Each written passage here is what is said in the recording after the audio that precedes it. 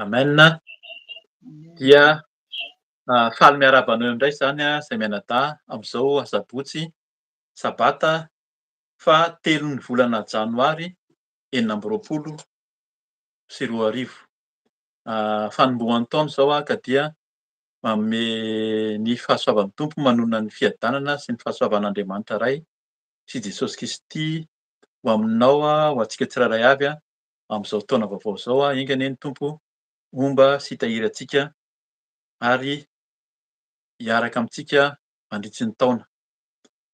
Araka ny hira teo dia ny miantso ny tanora moa zany, ny tanora natsoina hoe avia ry tanora hitoriako Kristy. Zay tsy ny tanora ihany raha ny tena marina, tokony ho tanora daholo ihany koa zany tsika zay mitory an' Jesosy nomeny hery vaovao izy dia rehefa miaraka am' Jesosy dia miheny aina sy hery vaovao tahaky ny voromahery, ka nomeny Tompo hery sy tanjaka tahaka ny tanora. Aza mieritreritra hoe za ty efa nahazo taona na za koa ty mbola zaza fa tanora antsika dia ny rahan'ny Tompo hitory an'i Kristy. Jesosy Kristy Tompo zay no toriana eto ary ambara amintsika hoe ho avy izy hiantso, hitsara ary hamaly koa, hamaly soa zay rehetra miasa sy nantsoiny zany. Ka zany no teny horaisintsika ao amin'ny Apokalipsy toko faharoa amby roapolo.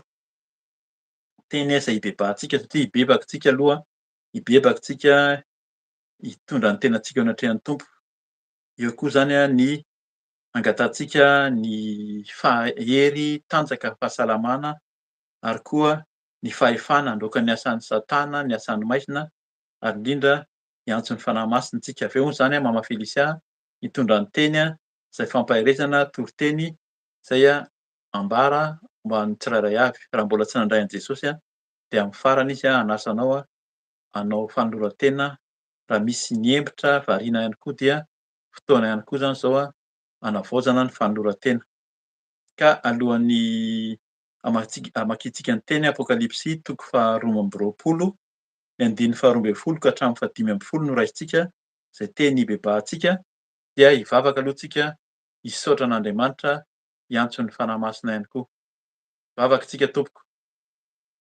Ry Andriamanitra iray, ry Jesosy Kristy Tompo fanahy masina, misaotra anao zay ny amin'ny fiasanao, ny famindrapo, ny fahasoavana amenao anay tsirairay avy. Tafahoana indray zay Tompo amin'izao voalohan'ny taona izao sabata, voalohan'ny taona, ahafahanay mifampahery, ahafahanay mifampitarika indrindra indrindra hitory anao Jesosy Kristy mba ho tonga any amin'ny fanjakanao, tonga any amin'ny lanitra izay tsirairay avy zao eo na any an-danitra any miaraka aminao.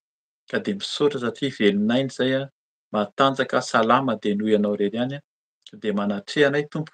Aoka ny fotoana rehetra tsy ho tanteraka afa-tsy ny sitraponao, ianao no hiteny aminay, hibebaka sy hifono aminao sady zay satria vao miratra ny masoandro de ratsy foana ny fisainanay olombelona ary ianao tokoa raha eo amin'ny fitsaranao dia mahita ianao fa tsisy marina ny olona na dia iray ary hozy ianao vao miratra ny masoandro ka dia zany no efa hifonanay aminao sady sy hitondranay ny tenanay eo anatrehanao. Iain'ny teny zay Jesosy mba hibebahanay ka dia sokafy ny vava, tsy hambara fa tsy hanambara fa tsy ny sitraponao ary ny sofina sy ny fananay mba haheno ny sitraponao amin'izao taona vaovao zao ihany koa.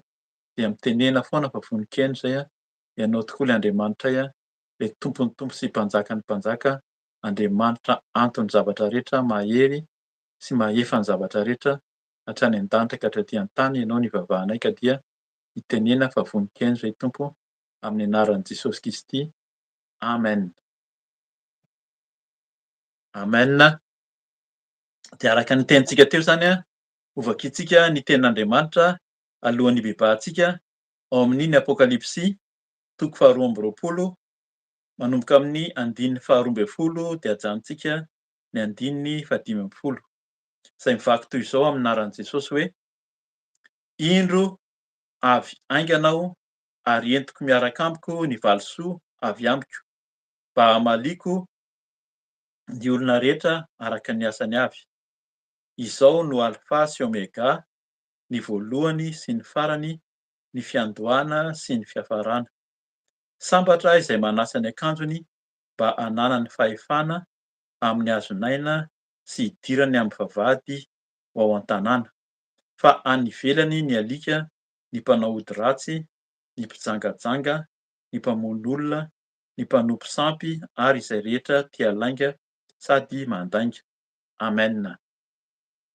Zany teny zany dia raha fa mihaino ianao zany amin'izao fiaraha-mivavaka zao dia voateny matetitetika zay ny hoe ho avy faingana Jesosy, ho avy Jesosy ary zay nitoriana foana hoe zao no andro farany ho avy Jesosy Kristy miomana ny tsirairay avy. Aoka tsika samy miomana zany mba ho tafiditra ny lanitra. Satria rehefa tonga Jesosy efa niteny izy tamin'ny mpianatra hoe niakatra tany an-danitra izy de hoy izy le anjely nahitany zareo hoe ry Galiliana hozy izy iny Jesosy zay hitanareo niakatra any an-danitra iny de heverina tahaka ny nahitanao azy tahaka ny nahitanareo azy niakatra iny. De efa nino ireo mpianatra ireo hiverina ny Tompo ary efa niteny izy fa any amin'ny Matteo toko fahaefatra amby roapolo hoe ho avy izy tahaka ny tselatra no fandalovany ka zay vonona zay no hiaraka aminy hiakatra any an-danitra. Mety ho avy amin'ny fotoana rehefa avy eo ankehitriny na rapitso na amin'ny herinandro na amin'ny fotoana manaraka ny Tompo no avy fa tsy maintsy handalo amin'izay tsika eo an'aminy any an-danitra any, zay ny tanjony. Fa alohan'ny ahatongavan'ny tompo dia ho avy izy hitsara ny olona ary hamaly valisoa izy araka ny teny azontsika eto. Ny valisoa de araky ny asany avy. Ny asantsika zany zay eo amin'ny fanompona an'Andriamanitra, zay no hitsarana ny tsirairay avy. Araky ny hira teo tanora matetika ny tena hoe variana mahatonga an'le hira nanentana manokana ny tanora angambany de hoe aza variana am'zao fiainana zao fa efa andro farany zao, mitandrema fa sao de tonga ny Tompo ka ho tsaraina amin'ny ataontsika. Ny tanora araka ny teny teo, ny tanora no tena variana am'zao fiainana zao, fijangajangana, fisotroana, fahamamoana, ny amin'ny fifohana, ny amin'ny fomba ratsy rehetra, nefa tsy ny tanora ihany koa fa ny lehibe variana am'torimasom-panahy, variana ny am'fitadiavana ihany koa indraindray fa aoka samy miomana zany tsika satria ho avy ny Tompo. Andininy faharoa amby folo amin'ny Apokalipsy toko faharoa amby roapolo. Indro avy ainganao ary entiko miaraka amiko ny valisoa avy amiko, mba hamaliko ny olona rehetra araka ny asany avy. Zay zany ny andininy faharoa amby folo. Indro ozy izy dika zany hahita azy ny olona rehetra. Jesosy no miteny faminaniana, fampahafantarana nataon'ny Tompo io fanahy masina zay namangy an'i Jaona tany amin'ny nosin'ny Patmosy. Jaona moa zany de le mpianatra tena tian'i Jesosy, sady hoe tena tian'i Jesosy niaraka taminy teny, naharitra ela teny ary anisan'ny mpianatra zay naharitra ela izy satria efa akaiky hanatratra ny fahazado taonany izy no novangin'ny fanahy masina nanoratra an'ity Apokalipsy ity dia betsaka mihitsy zany ny faminaniana, fampifantarana zay teny amin'ny nomen'ny fanahy masina azy ny amin'ny andro farany. De anisan'izany efa anisan'ny mamaraparana ny Apokalipsy izy mihitsy zany tsika ty amin'ny pejy farany aty no miteny izy andininy faharoa amby toko faharoa amby roapolo, andininy faharoa amby folo teo hoe: "Indro avy ainganao." Tam'zany izy no efa niteny hoe aingana ary entiko miaraka amiko ny valisoa avy ambiko. Ny Tompo ihany zany nitondra ny valisoa araka ny asany, mba hamaliko ny olona rehetra araka ny asany avy.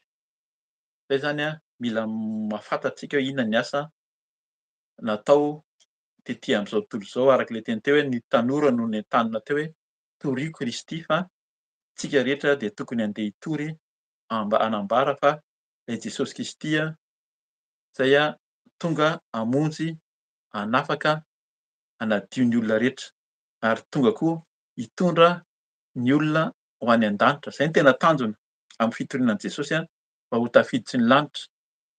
Mba tsy ho variana ety am'zao tontolo zao ety fa mba ho tafiditsy ny lanitra. Fantatsika tsara efa ambara matetika tokoa zany fa ampatsiahivin'ny fanahy masina fa hoe tamin'ny alohan'i Jesosy ho samborina dia anisan'ny ohatra fanoharana nomen'i Jesosy zany ny amin'ny Virjiny folo, ny 5 adala, 5 endry.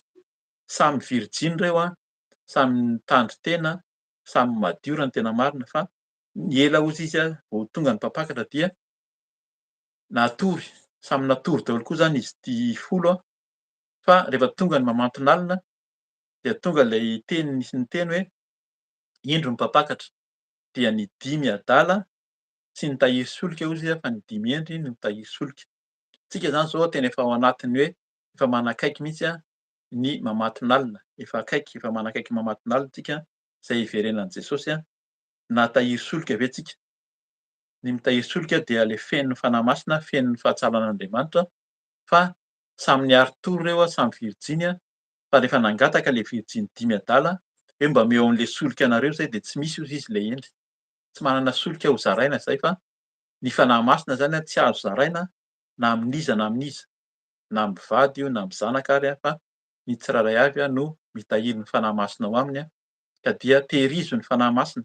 Mila mangataka ny fanahy masina tsika ary mba hadio ny fanahy masina koa zany de izay masina ihany ozy izy no ahita an'Andriamanitra ka mila tehirizina io fanahy masina io fa miala moramora koa izy raha manome alahelo ny fanahy masina dia miala koa izy a, ka zany rehetrarehetra zany mety ho zany no nahazo an'le dimy adala, lasa le fanahy masina tao aminy noho ny tonga ny antso hoe hiditra any amin'ny fampakarana dia tsy nanana solika intsony, tsy nisy fanahy masina intsony fa lasa hoe ndana mividy any an-tsena any amin'ny tanàna, ka rehefa tonga tany an-tanàna tany a, nahavidy ihany izy, fa rehefa tonga teo am-bavahady a, de hozy le mpiambina teo hoe: "Tsy fantako ianareo, noroahany mihitsy ary hoe any amin'ny farihy, afo any amin'ny fikotroha nify, any no mety amintsika, any aminareo izy ka zay le izy hoe mila mitandrina tsika, tehirizo ny solika fa mila mitandrina."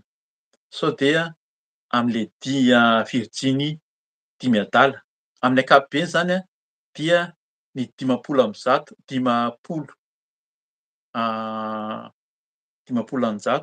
amin'ny teny frantsay 50%, dimampolo isanjaton'ny olona dia tsy tafiditra sady any amin'ny fanjakan'ny lanitra, ka mila mitandrina tsika. Anisan'le dimampolo isanjato tafiditra ve sa sao de le tavela ka dia mampahery ny tsirairay avy a mba ho hitahiry ny solika. Ny solika zany a dia ny fahamasinana sy ny fahamarinana amin'ny fanarahana ny tompo. Zay zany a ny teny zay efa lazainy sady eto hoe: andiny faharoa ambiny folo, indro avy ainganao ary entiko miaraka amiko ny valisoa avy amiko, mba hamaliko ny olona rehetra araka ny asany avy. Ny asa dia ny fitorianan'i Jesosy, ny fahamarinana sy ny fahamasinana, ny fitondran-tenantsika koa. Mety afaka mitory ihany koa zany tsika, le mitory zany efa zava-dehibe ny mitory mampahafantatra hoe Jesosy Kristy le zanak'Andriamanitra, mpamonjy sy mpanafaka sy tompo, fa tena ny fiainantsika koa dia mila mendrika zany fitoriana zany ka dia zay a ny hibebakantsika avy eo raha mbola tsy ao anatin'ny fahatsarana tsapanao ianao fa mbola variana, reraka, mierikerika na ny hempotra, dia fotoana zao a hibebakantsika avy eo a, hanavao fanoloran-tena koa amin'ny tompo. Dia hitsangana koa tsika ary sahia rehefa tena tafahoana amin'ny tompo ianao mahatsiaro vao vela ela ka dia sahia hibebaka ary sahia mandroaka koa ny devoly sy ny satana zay mamatotra. Andininy fahatelo amby folo amin'ny anaran'i Jesosy. Izao no alpha sy omega, ny voalohany sy ny farany, ny fiandohana sy ny fiafarana. Amen. Io teny io zany a teny fantatsika koa io a, ary haintsika fa misy fanazavana kely zay angamba no tian'ny Tompo, tiany fanahy masina hazavaina kely a ny amin'ny hoe dikany amin'ny teny hébreu zany. Amin'ny teny hébreu a, ny alpha sy omega dia alfabeta hébreu. Nakana ny baiboly ity zany a, satria Jesosy de jiosy ary Jaona de jiosy a, de tamin'ny teny hébreu. Ny amin'ny teny hébreu a, ny alpha sy omega de atao hoe aleph tav. Rehefa mamaky baiboly tsika dia misy alfabeta hébreu zany a, indraindray misokatra any amin'ny inona moa izy teo, any amin'ny salamy izy matetika no tena soratany tsikelikely a, dia ny fanombohan'ny alphabet hébreu a de ny aleph. Alefa zany a, ohatran'ny hoe A zany fa aleph a, amin'ny teny hébreu a ny litera ray a dia manana valeur a, manana inona moa izy teo, marika koa zany a miaraka aminy a, ny aleph dia ray, mitovy amin'ny hoe 1, ny bet de ohatra hoe roa, 2 zany a misy tsy hampianatra lava ny teny hébreu moa zany fa midika zany hoe ny aleph dia misy endriny koa, misy fanoratana azy zany a, de ny endrik'io aleph io a dia lohan'omby misy tandroka. Zany hoe tena matanjaka, tena manana fahefana mihitsy a. Zay zany a io aleph io, io le hoe ray. Izy ihany zany le ray, izy le tokana dia tena le Andriamanitra manana ny heriny sy ny fahefany. Zay zany a le hoe alpha sy omega. Alpha dia aleph amin'ny teny hébreu a, le aleph de tena le hoe Andriamanitra tokana, Andriamanitra ray a, ary Andriamanitra nahary ny lanitra sy ny tany, zay ny maha alefa azy. Ny tav zay atao hoe omega, omega moa zany amin'ny alfabeta grika de ny omega mamarana azy. Fantatsika tsara hoe alpha, beta, gamma, ho an'ny olona nianatra an'izany zany, fa de miafara amin'ny omega, fa ny alphabeta hébreo dia miafara amin'ny oméga. Oméga dia atao hoe tavy. Io tavy io rehefa atao sary dia lasa ohatran'ny endrika lakroa. Lakroa zany ohatran'ny hoe hazo fijaliana. De zay mihitsy le sitrapon'Andriamanitra hoe le alef tavy io kay le Andriamanitra tokana le lehibe mahery dia zay ny fiandohana, de nifarana tamin'ny nanoloran'i Jesosy Kristy ny tenany teo amin'ny hazo fijaliana. Zany mihitsy zany amin'ny endriky ny alphabeta hébreo zay mahatonga anazy hoe izy le voalohany, le un zany le tokana na ray, le alef, de izy ihany koa ny farany. Jesosy Kristy no namarana mihitsy ny tenany natolotra ny teo amin'ny hazo fijaliana, de raha fantatsika tsara fa raha vao nanolotra ny tenany indray mandeha monja teo amin'ny hazo fijaliana Jesosy dia fitopolo taona taorian'ny nanoloran'i Jesosy ny tenany dia rava ny tempoly tsisy sorona intsony. Jesosy ilay sorona indray mandeha monja fa tsy nisy sorona intsony tao amin'ny tempoly tao amin'ilay tabernakely zany fa Jesosy nanolotra ny tenany. Izy niteny hoe atsangako anatin'ny ravako anatin'ny 3 andro hozy izy io tempoly io de atsangako anatin'ny 3 andro, zany no tena antony nisamborana an'i Jesosy anie. Dia zay mihitsy, nisamborona noho izany teniny zany izy nefa zay mihitsy no nataony fantatsika tsara fa rehefa nisamborona izy de novonoina niheverina izy hoe novonoina fa nanolotra ny aina izy teo amin'ny hazo fijaliana, de tamin'ny andro fahatelo izy nitsangana tamy maty. De zay nahatonga anazy niakatra ho any an-danitra izy de zay nahatonga anazy teny hoe ho avy faingana. Izy Jesosy zany tsy maty zany izy fa nanolotra ny aina. Zay mihitsy ny teny rehefa teny vakiana ao amin'ny iny teo any amin'ny Matthieu, Marc, Luc, John amin'ny tantaran'ny nahafatesany dia nanolotra ny aina izy.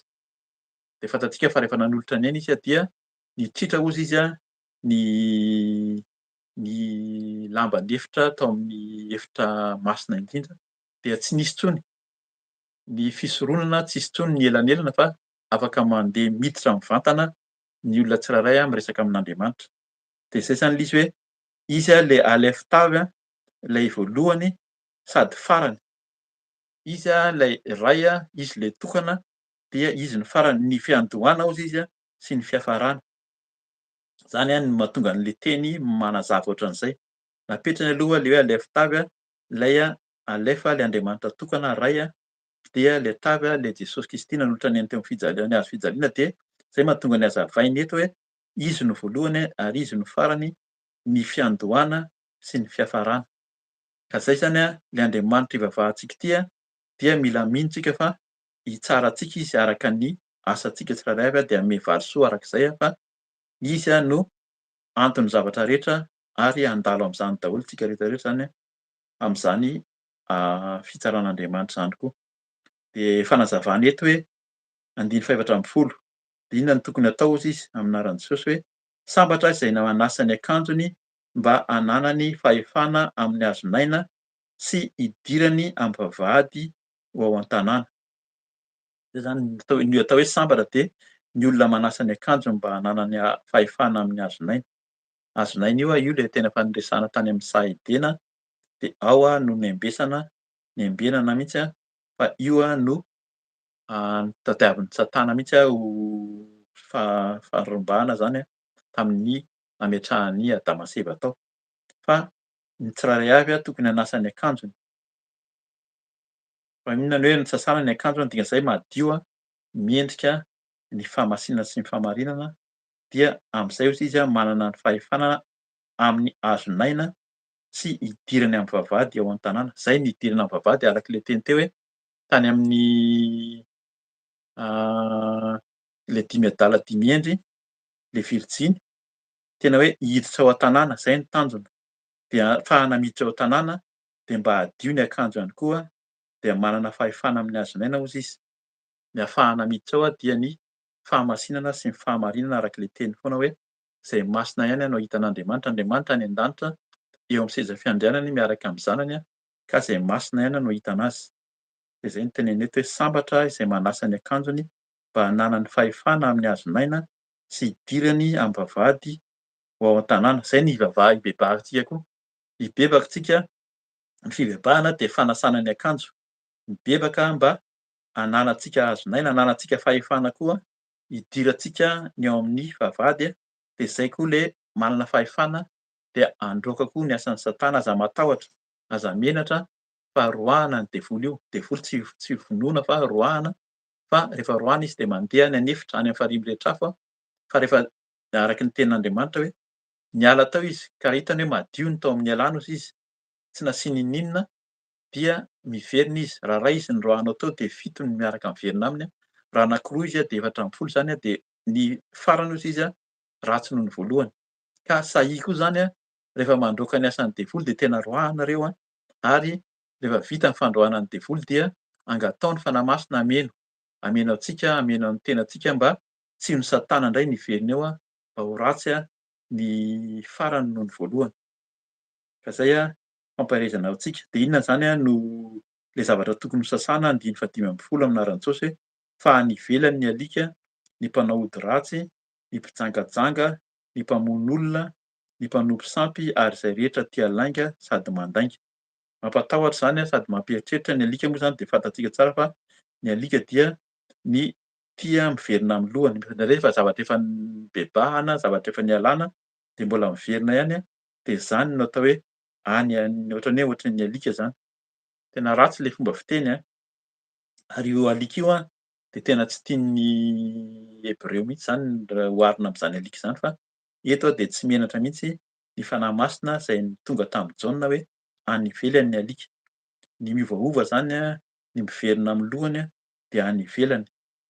Dia ny mpanao ody ratsy, fantatsika tsara raha olona mbola ao anatin'ny fanaovana ody ianao a, fanompoan-tsampy a, dia mila miala am'zany fa any ivelany zany tsy tafiditsy ny vavahady sady zany a, ny mpijangajanga, ny mpamono olona, ny mpanompy sampy, efa naveriny eto daholo ary zany satria tsy hazavaina lava fa tsirairay zany mahita hoe aiza ho aiza ny toerana misy azy a, raha mbola ao anatin'izany tsika de fotoana hibebahana, hiverenantsika am'Tompo a, de hialana amin'ny fijangajangana, amin'ny famonoana olona, fa nisy be da be ny fanazavana ny famonoana olona, ny fiteny ary.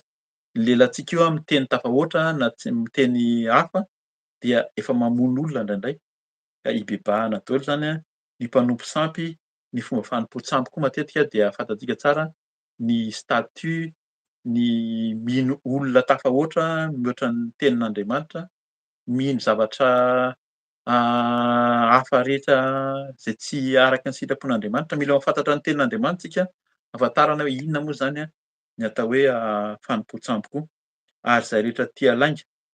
Eo zany a tena mampatahotra ihany koa io. Ny tia lainga ho antsika malagasy, tsika moa zany am'teny gasy zao ny fampaherezana dia tena maro mihitsy ny lainga sy ny fitaka araky ny teny mihitsy hoe kolikoly ary a, any amin'ny fitantanana, any amin'ny fitondram-panjakana any a, any am'birao isan-karazany any a de tena mandainga mba azahoana vola kely, azahoana fanampim-bola na de efa misy karama ary. Mila mibebaka, mifono am'Tompo raha ao anatin'izany fa any ivelany hozy izy no tia lainga. Ankoatran'ny mandainga eo anatrehan'ny fanahy masina, eo anatrehan'ny olona, ary koa ny mpandainga. Mahagaga nataony misaraka mihitsy eto a, ny tia lainga sady mpandainga sady mandainga. Ny olona mandainga de lasa ohatran'ny lasa tia lainga, manomboka mandainga tsikelikely a, fa lasa tia lainga mihitsy a, ka tandremo zany a, ialana zany a, raha vao manomboka manana saina eritreritra mandainga de ialana fa lasa tiana mihitsy izy io ka tandremo fa fotoana zany a hiverenantsika am'Tompo zao a, mba ho tafiditra any am'fanjakan'ny lanitra, izy no hanome antsika valisoa. Averiko ny andiny faharoa amby folo amin'anaran'i Jesosy. Indro avy aingana ary entiko miaraka amiko ny valisoa avy amiko, mba hamaliko ny olona rehetra araka ny asany avy. Zay no tenin'ny Tompo hoe hibebahantsika, ataontsika handohalika, hibebaka, hifono am'Tompo a, dia hangataka famelan-keloka sy hiala am'fahazaran-dratsy rehetra. Avy eo tsika zany a, rehefa mahatsiaro tena voavela ilika ianao dia mitsangana, roainy de folo hozy izy de handositra anareo a. Avy eo tsika dia rehefa mino fa voavela heloka sy nahafahan'ny Tompo dia mangatà ny fanahy masina mba hameno antsika ho tanteraka eo anatrehan'ny Tompo. Handohalika tsika tompoko.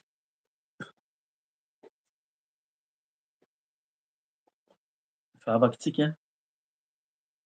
Eny ry Andriamanitra iray, ry Jesosy Kristy Tompo, tonga aminay indray a ny teny manambara ny sitraponao dia mahatsiaro tena menatra foana izay tompoko, menatra izay satria tsisy manao marina tokoa vao miratra ny masoandro de ratsy foana ny fisainanay. Eny Tompo ho avy ianao, indro ianao, avy haingana, tena haingana ianao Jesosy ka raha tonga am'zao fotoana izao ianao amin'ny fahalemenay, amin'ny fahadalàna, amin'ny tsy fahatanterahana rehetra araka ny teny teo dia izahay no tavela. Eny Tompo na de efa niomana nanaraka anao mandrakariva ary de matetika mandeha tsy araka ny sitraponao, ka zany no ifonanay aminao. Ndreto zahay Tompo manery teny eo anatrehanao sady fona aminao amin'ny fahalemena rehetra, indrindra zavatra hitan'ny masonay entina aminao sady ny maso, ny masoko Jesosy ny masonay izay mijery zava-poana. Maro ny zava-poana hitanay etỳ an-tany etỳ ka de zany ny mitondra fieritreretana, mitondra fanamarinan-tena, mitondra fireharehana koa Jesosy. De mifono aminao ny amin'ny fijerinay, fijerinay koa manamaro-tena, fijerinay mihebohebo ny fijerinay Jesosy izay feno fanaratsiana, feno fitsaratsarana koa ny hafa, de mifono aminao zahay mba tsy masoka Jesosy ny masonay no hitsarana anay tsy hidiranay ny lanitra, de mangataka ny ranao Jesosy ny ranao teo amin'ny hazofijaliana tokoa. Ianao tokoa no teo amin'ny hazofijaliana nitondranao farany ny elokay Jesosy ka de entina aminao Jesosy ny maso mba diovinao ny ranao soa hanadio tanteraka. Entina aminao koa Jesosy ny sofinay izay mihaino zavatra maro. Am'zao fiandohan'ny taona, tamin'ny faran'ny taona iny de maro koa ny henonay, ankehitriny koa zahay de maheno zavatra maro mampiherikerika ny foham-panahinay Jesosy. Betsaka izany Tompo ka de mifono aminao satria indraindray zahay tsy miheno ny teninao, miteny aminay ianao fa ho avy ianao hitsara sy hitondra valisoa araky ny asanay Jesosy nefa tsy miheno izany zahay Tompo fa variana miheno ny zavatra misy, variana miheno ny zavatra miseho etỳ amin'izao tontolo izao. Betsaka ny zavatra henony vaovao isan-karazany eran-tany de mampiherikerika anay mitondra tahotra, mitondra fanahina ka de mifono aminao amin'ny zavatra henonay koa. Raha tsy araka ny sitraponao Jesosy zavatra henonay ka de diovy ny sofinay mba hieno anao irery ihany, ny feonao sy ny teninao no tiana henoina mandrakariva ka de sasao amin'ny ranao sy ny sofinay entina aminao koa ny teninay, ny fiteny, ny lela, ny molotra, ny vavanay miteniteny foana, miteny fitaka araka ny teny teo fa indraindray zahay de tena mandainga, tia lainga Tompo ka de mifono aminao ny amin'ny lainga rehetra, ny amin'ny resaka lainga, fiteny tsy araka ny sitraponao, ny fanendrikendrena, indraindray zahay de manendrikendrika ny namana, ny hafa ka de mifono aminao raha niteniteny foana teo anatrehanao. Sasao ny vavanay, sasao ny lela Jesosy ny molotray mba hiteny ny filazantsara, ny fahatsaranao de ianao le Kristy araky ny hira nomenao anay teo fa tianao zahay hitory an'i Kristy, hitory anao Jesosy ianao lay Mesia, ianao lay Mesia, Yesoa, Masia, ianao no torianay, ianao no ambaranay amin'ny olona rehetra fa velona sy mahery ianao ary indrindra mamindra fo, manavao zany no asahinay manaiso teny eto anatrehanao satria ianao tia nanolotra ny tenanao teo amin'ny hazofijaliana ho fanadiovana ny ranao soa, ampy manadio. Ka de entina aminao Jesosy ny tanako, ny tongotray sasao ny zavatra nataonay Jesosy, zavatra noraisina, zavatra noraisin'ny tanana de adiovy aoka mba tsy ny tananay tokoa no tsy hidiranay ny lanitra fa ianao hanadio ny tananay amin'ny ranao, ny tongotray sa mijoro, sa mandroso, sa mandeha Jesosy mitory ny filazantsara de fonanay aminao raha variana foana na kamo malaina de mifono aminao, sasao ny tongotray mba tena handroso, hitory ny filazantsara Jesosy ka de entinay aminao zany. Misaotra anao zainy amin'ny ranao soa, manadio le ranao tokoa, manavao ka de misotro ny ranao Jesosy, sotroko ny ranao, hanavaoko ny foko, hanavao ny fisainako, ny fisainanay esory zay tsy avy aminao aoka le ranao soa no tena hikoriana ao anatin'ny vatana, ao anatin'ny taova ka handoro zay tsy hanao rehetra, voadorana ny fahalemena, ny tahotra, ny fijangajangana, ny fanompoan-tsampy, ny lainga sy ny zavatra rehetra, ny fahazaran-dratsy Tompo mba tsy hiverenana de dorana amin'ny ranao Jesosy. Aoka ianao no tena hanadio anay am'le ranao soa Jesosy ny hikoriana ao anatin'ny fonay, ianao tokoa hamindra fo. Afindrao ny fonao Jesosy ho aminay esory lay fo vato, mba tena ho fony nofo. Ny fonao ny koriana, eny Tompo mba hanananay araka ny teninao, hanananay lay azonaina sy hidiranay am'vavahady. Aoka ianao hanasa ny akanjonay tokoa am'ranao, le ranao soa, tena manadio mba hangatsakatsaka sy madio zay Tompo tahaka ny oram-panala, tahaka ny volon'ondry fotsy, ka de sasao zay ho hafakeliko diovy ho afa-pahotana. De apetraka aminao Jesosy ny tenanay, mino zahay fa ianao tokoa tsy mijery anay araky ny fahalemena fa raha nanolo-tena sy fona taminao fonay zay de ianao mandavao le ranao soa, mampimanavao ka de olom-baovao zay, olona afaka. Raha ny zanaka no afaka anareo ozy ianao tena ho afaka tokoa, ka de afaka zay Jesosy mandresy zahay manana anao, ka zany tokoa ny hasahinay. Ianao manome anay ny fahefana, manome anay fahasahiana handroaka ny devoly Satana, ka de hitsangana Jesosy, hitsangana ny tsirairay avy handroaka ny asany maizina koa. Ny asan'ny devoly Satana de ditihina amin'anaran'i Jesosy ho any am'farihy rehetra avy ny devoly Satana mivoaka. Hiala nareo Satana, devolin'ny Losifera, ny devolin'ny Belzebova, ditihina amin'anaran'i Jesosy any am'farihy rehetra avy. Hivoaka ny Satana sy ny devoly, hiala ny asany maizina rehetra, ny menarana ela, ny menarana tranainy, ny dragona, tapatapahana ny lohan'ny dragona sy ny menarana, atsipy any am'farihy rehetra afo, atsipy any an-davakin'ely ny Satana sy ny devoly. Mivoaka nareo Satana, tsy hanan-kea, tsy hanam-pahefana, devolin'ny fahazaran-dratsy rehetra, ny fijangajangana, ny lainga, ny fanompoan-tsampy, ny fitaka ataon'ny Satana, roahana amin'anaran'i Jesosy. Devoly mpandainga, mpamitaka, roahana amin'anaran'i Jesosy Kristy ho any am'farihy rehetra avy. Tsy hanan-kea, fanam-pahefana amin'ny tenanay tsirairay avy, amin'ny tenako, ny asan'ny devoly Satana, mitondra fahalemena, mitondra fahakiviana, mitondra fihaimorana, roahana amin'anaran'i Jesosy nareo Satana any am'farihy rehetra avy.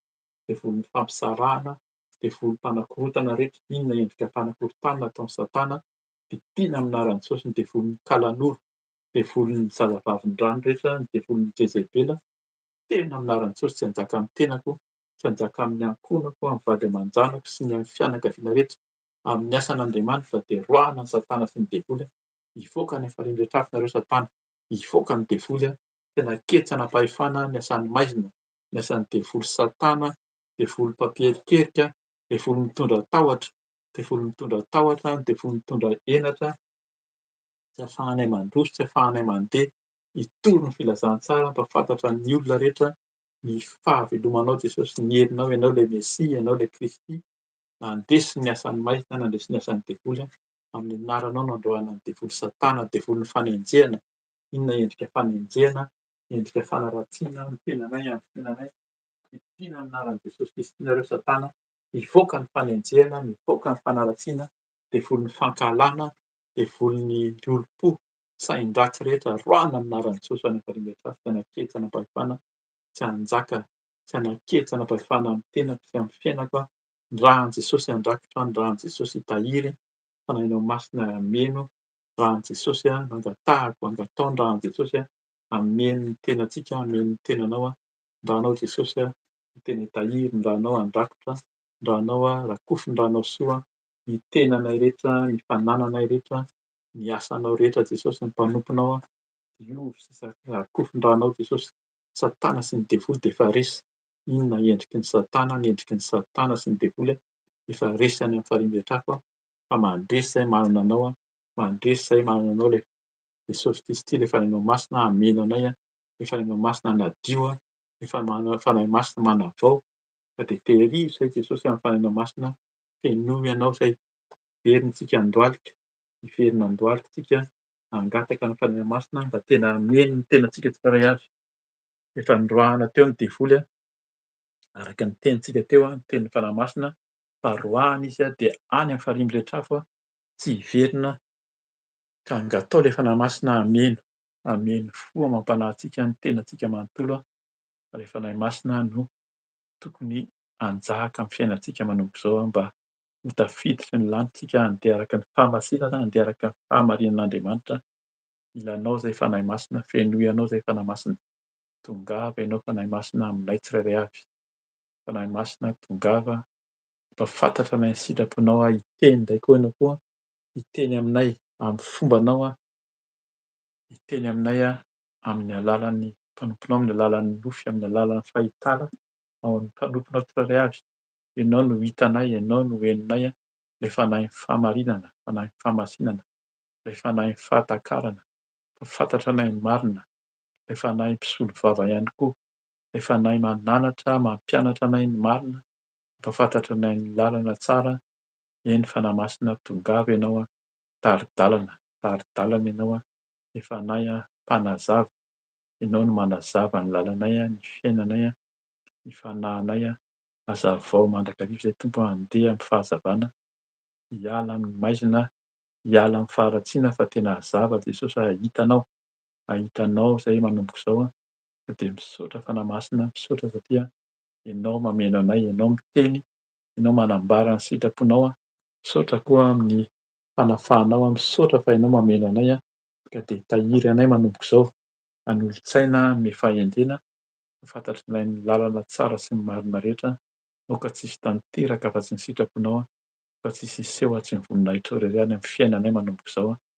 Dia tehirizy tokoa izahay ianao rehefa tia dia tia hatramin'ny farany, ianao tsy miova hatramin'ny taloha indrindra, ankehitriny ary mandrakizay ianao tokoa no alpha sy omega, ianao ilay alef tava ary ianao no fiandohana sy fiafaranay, ianao ny voalohany sady farany, karakaranay, tsy mamela anay ho irery, tsy mamela anay ho tamboty, fa misaotra mitahiry anay Tompo, misaotra satria ianao tsy miova hatramin'ny taloha, ankehitriny ary mandrakizay. Mameno vavaka ianao, mamaly vavaka, dia amin'ny anaranao anaovanay izany vavaka izany, ianao ilay masina, masina, masina, tompon'izao rehetra izao, entiky ny voninahitra amin'ny tany rehetra, amin'ny anaran'i Jesosy Kristy. Alleloia, amen.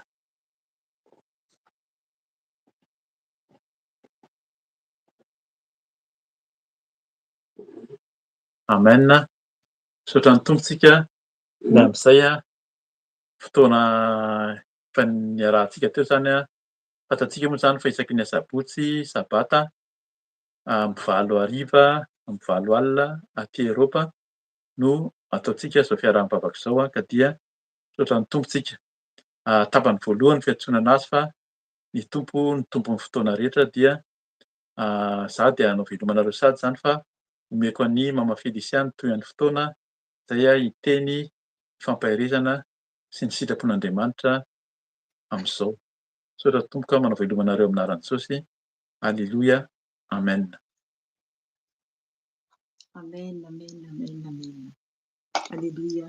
Misaotra ny Zokerika ny amin'ny araky ny teny hoe tapany voalohany. Soratsika an'i Jesosy ary voninahitra ao an'i Jesosy. Dia faly miara-banareo eran-tany koa ako raha Jesosy Tompo hatratra izao taona vaovao izao.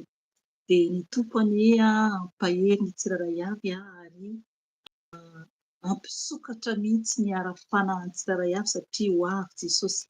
Araka ny tenin'ny Zokerika teo efa nanao vidéo ihany dia vao nataoko androany izany tarehan'ny fotoam-bavaka izay tanatin'ny gropy dia sorana ny tompo fa vita ny amin'ny vidéo izay manambara ny zavatra iseho izany, ny teny izany izay nomeny fanahy masina izany ao antsika malagasy rehetra ary koa izany ho an'ny eran-tany dia efa vita izany vidéo fa avoako rehefa avy eo izany. Fa izao izany tsika dia handray tenin'Andriamanitra ny amin'ny teny ampaherezana antsika izany. Mampagaga satria izay mianadahy tsy miresaka fa misy fandraisany be ilay teny nomeny tompo. Tena tsara ny tompontsika satria araka ny teny tokoa hoe tarihin'ny fanahy masina. Ny fanahy masina no mitarika antsika rehefa ao aminy isika tompo. Tena aokantsika tena tsapan'izany mihitsy. Aza mandeha intsony araka ny nofo fa mandehana araka ny fanahy. Amen, amen, amen. Mandehana araka ny fanahy dia tena tsy ary fahasambarana ianao. Mivavaka aloha isika alohany andraisantsika tenin'Andriamanitra ampaherezany antsika anio ary mivavaka antsika tompo. Jesosy Tompo mankasitraka anao Jesosy satria lehibe ny fitiavanao anay. Misaotra anao tompony amin'ny fampaherezana sady teo ary fampibebahana Jesosy. Misaotra satria anao Jesosy no niditra an-tsehatra amin'ny zanakao tsirairay avy izay tena nanatona anao ary tena nisokatra tokoa ny fontsiraray avanao Jesosy dia hitanao izany. Eo ihany koa fanahy masina ianao dia nameno izay zanakao tsiraray avy nangetahetanao anio ka misaotra anao izahay. Mangataka aminao koa fanahy masina amin'izao ora sy fotoana izao, raiso ny kontrola ny tenako, raiso ny kontrola ny vavako satria ianao no fanahy mpisolo vava, fa izaho dia fitaovana fotsiny ihany. Ka oka ianao hanambara izay tianao hambara aminay tsiraray avy. Izaho izay miteny aloha dia ireo zanakao tsiraray avy miaino fanahy masina ho, ka mitenena ianao amboary izay avao izay satria sarotra ny lalana izay andehananay ho any an-danitra. Ka tianao izay fanahy masina tena homendrika tokoa itoeran'ilay fanahy masinao izany anarana izany. Ka mitenena fanahy masina ho, mitenena tompo ny voninahitra ho anao irery ihany, ka misaotra Jesosy. Aleloia, amen. Amen, amen. Teo izany ary nangataka teny tamin'ny fanahy masina hoe inona no teny hoentiko izany amin'io. Indraindray izany rehefa ohatra ka hitondra tenin'Andriamanitra dia indraindray omeny aloha ilay izy. Fa ohatra izao anio dia indraindray izany omeny maraina, rehefa ohatra hoe maraina na ohatra hoe iray andro aloha ohatr'izany, fa matetika izany tena fataon'ny tompo amin'ny kôteko moa izany dia indraindray mihitsy hoe adiny iray na adiny roa alohan'ny fotoana no omeny ny teny. Dia teo izao tsy adiny iray akory, tsy adiny iray akory fa voatsela izany no omeny izany ny teny.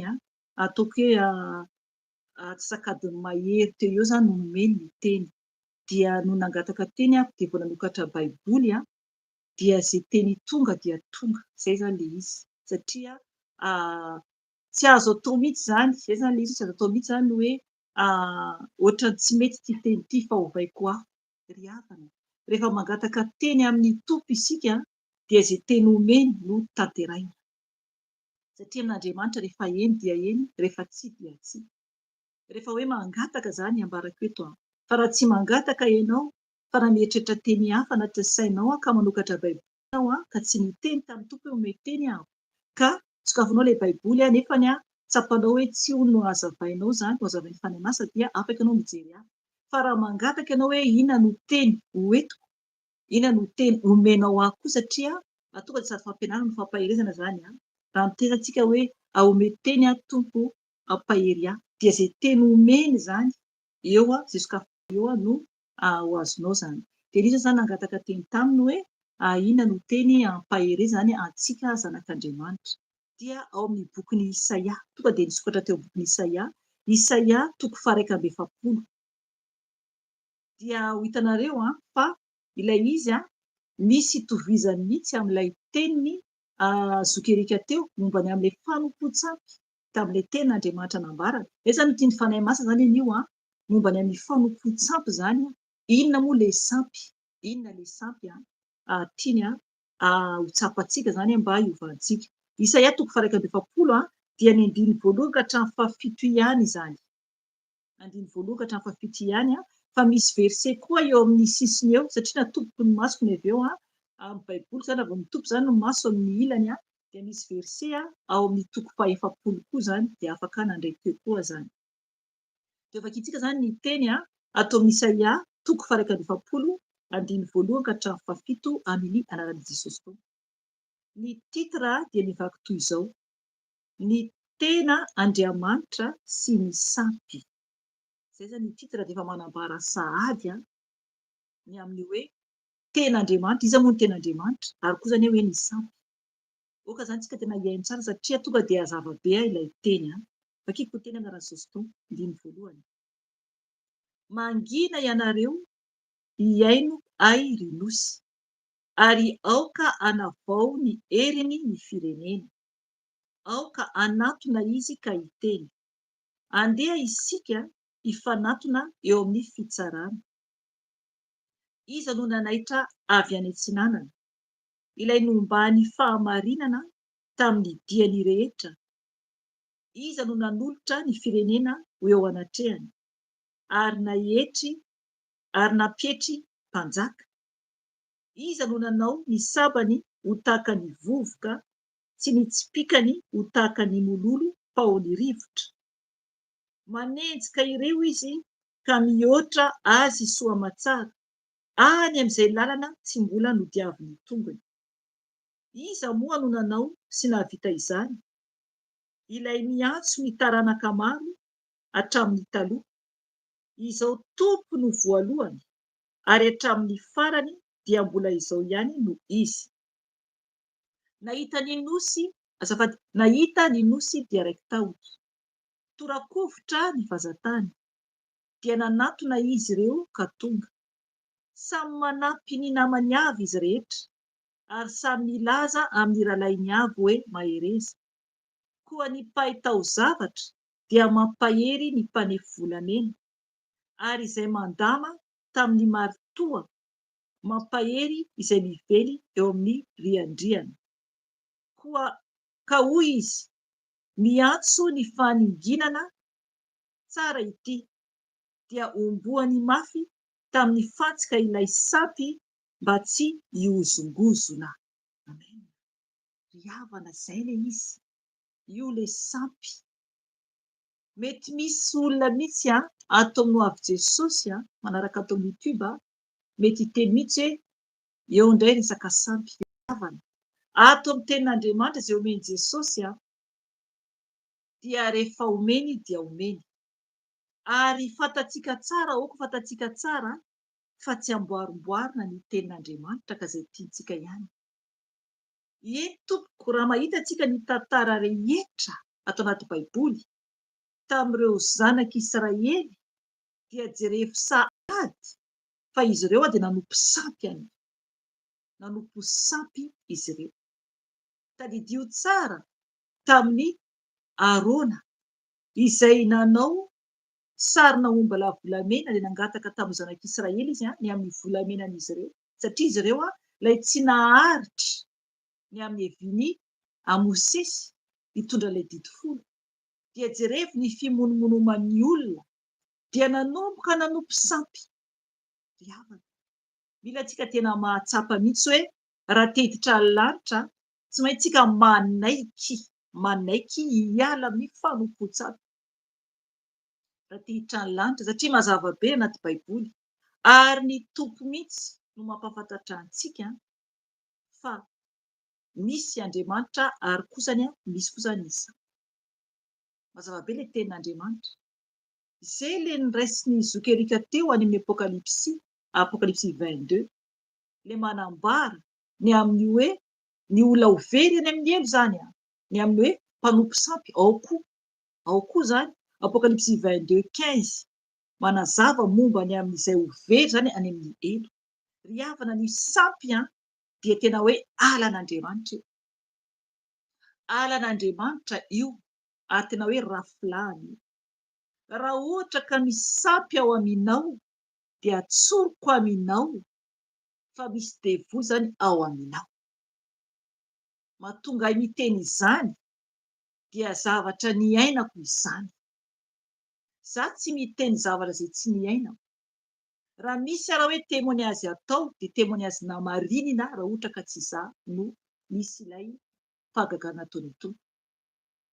Fa raha misy témoignage ambara dia fantatrareo tsara eto fa ny zanako na koa ny vadiko na koa ny ao amin'ny toby ato aminay ho avy Jesosy izany. Ato amintsika moa satria eto ianao, ato amin'ny ankohonan'ny tompo koa ianao ato amin'ny YouTube.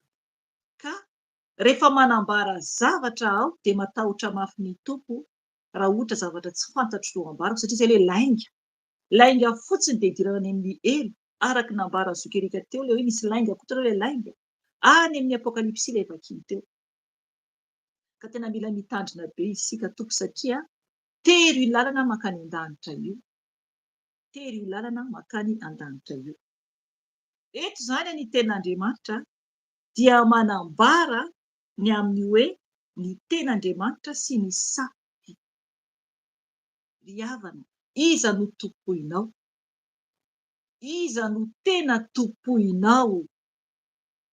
So dia miteny hoe za tsisy nininona ato an-tokantrano, tsisy statut, tsisy zavatra ohatran'izao, tsisy nininona ohatr'izany. Nefa so misy zavatra tianao mihoatra lavitra noho Jesosy, ka andanianao fotoana betsaka noho ny tompo zay dia efa sampy zay, efa sampy izay. Raha ohatra ka ny ankohonantsika no mibahana bebe kokoa amin'ny orantsika dia aokontsika hitandrina fa efa lasa sampy izay, efa lasa sampy izay. Raha ohatra fantatsika tsara fa misy zavatra tsy azontsika atao nefa ny ataontsika noho ny ankohonantsika raha misy ankohonana ianao fa raha ohatra ka tsisy ankohonana ianao dia ohatra hoe misy olona mitarika anao anao ilay zavatra dia nefany tsy mety aminao ilay izy dia ekenao ihany dia efa lasa sampy izay tompo satria tsy miaino any tompo. Ry havana vakiantsika ny teny dia ny fanahy masina no anazava satria azy ny fampianarana. Ny titre dia hoe na Jesosy tompo ny ten'Andriamanitra sy ny sampy. Mangina ianareo hiaino ahy ry nosy ary aoka hanavao ny heriny ny firenena. Aoka hanatona izy ka hiteny, andeha isika hifanatona eo amin'ny fitsarana. Amen. Eto izany tompoko dia manambara sahady fa Jesosy tompo no miteny eto satria le ahalehibe io. Ny tompo mihitsy no miteny amintsika zany. Jereo fa hoe nosy ny ambarany eto, nosy Madagasikara io zany, nosy Madagasikara io zany. Ry havana ny teny any video any dia misy teny hoe fitsarana, fitsarana. Zay no tonga amintsika amin'ity taona ity. Eto misy ifandraisany sahady le izy. Eto manambara sahady ny amin'ny nosy. Ny tanitsika dia nosy Madagasikara. Eto ny Andriamanitra miteny amintsika hoe mangina ianareo hiaino ahy ry nosy. Ilayntsika zany miaino any tompo amin'izay. Aokontsika hiaino any tompo fa tsy haino zavatra hafa. Dia toy ny teny hoe ary aoka hanavao ny heriny ny firenena. Ry havana, tena ny firenena mihitsy zany no tokony tena hoe hiova tanteraka, hanavao ny hery, hiova mihitsy zany. Tokony hana hery ny fanahy masina izany. Tokony hiala amin'ny fombafomba ratsy rehetra. Ho hitantsika ao ambany hoe inona moa ilay zavatra tsy ankasitrahan'ny tompo. Dia hoy ny ten'Andriamanitra hoe aoka hanatona izy ka hiteny, andeha isika hifanatona eo amin'ny fitsarana. Tokontsika zany tena hoe hifampanatona ho amin'ny fitsarana. Fitsarana ahoana moa io? Fantatsika ve ny zavatra tsara sy zavatra ratsy? Ny fitsarana dia zavatra mampatahotra izany. Mampatahotra tokoa izany. Ny fitsaranan'ny olombelona, fitsaran'olombelona ety ambony tany dia raha ohatra ka hoe misy olona efa nakany amin'ny fitsarana ohatra, mety misy efa nakany amin'ny fitsarana, dia ianao angamba mety mahatsapa hoe mampatahotra ny makany amin'ny fitsarana. Satria hoe tsy fantatrao ny zavatra ho valiny na ho tsara na ho ratsy. Nefa ny fitsaran'Andriamanitra ho avy dia tsy ho zakantsika olombelona io. Tsy ho zakantsika io tompoko. Tamin'ny fotoanany maro efa nanao video zaho teto momba ny amin'ny nasehon'ny tompo ahy teo amin'ny fitsarana tany an-danitra izany. Dia hitako Andriamanitra zany, tsy hitako ny endriny tonga dia ambarako mihitsy mba sao mantsy dia zavatra izay ny ambaran'ny olona avy eo. Tsy nahita an'Andriamanitra mihitsy fa ny seza fiandrianany no hitako, ary hitako fa izy eo ambony seza fiandrianana. Hitako hoe mipetraka eo izy fa mazava be ary goavana be, alavitra be zany ilay seza fiandrianan'ny tompo, fiandrianan'ny ray alavitra be dia tao anatina salina ngeza be mihitsy zany, toerana lehibe. Dia izy teny ambony be teny dia izahako kely toy ny vitsika mijoro alavitra be. dia fahazavana be mihitsy ao amin'ilay toerana misy an'Andriamanitra. Dia Jesosy Tompo nitsangana teto amin'ny ilany ankavanana, nitsangana teo Jesosy. Fantatro fa izy satria hitako amin'ny ara-panazana anaty nofy fa manao akanjo fotsy dia avo be Jesosy teto amin'ny ankavanana. Nitsangana teo Jesosy. Dia nisy ramatoa nitsangana teo aloha, ho tsaraina alohako izany io ramatoa io. Mombany amin'ny volo no hitsarana an'ilay ramatoa. Ry havana, rehefa tonga isika eo amin'ny fitsaran'Andriamanitra dia ambarako anao fa tsy afaka hiteny fandahatra amin'ny tompy io vavantsika io tompo. Tsisy zavatra azontsika ambara, tsisy zavatra azontsika ambara, satria ny tompo izy no mandinika ny fo sy mpamantatra ny vo.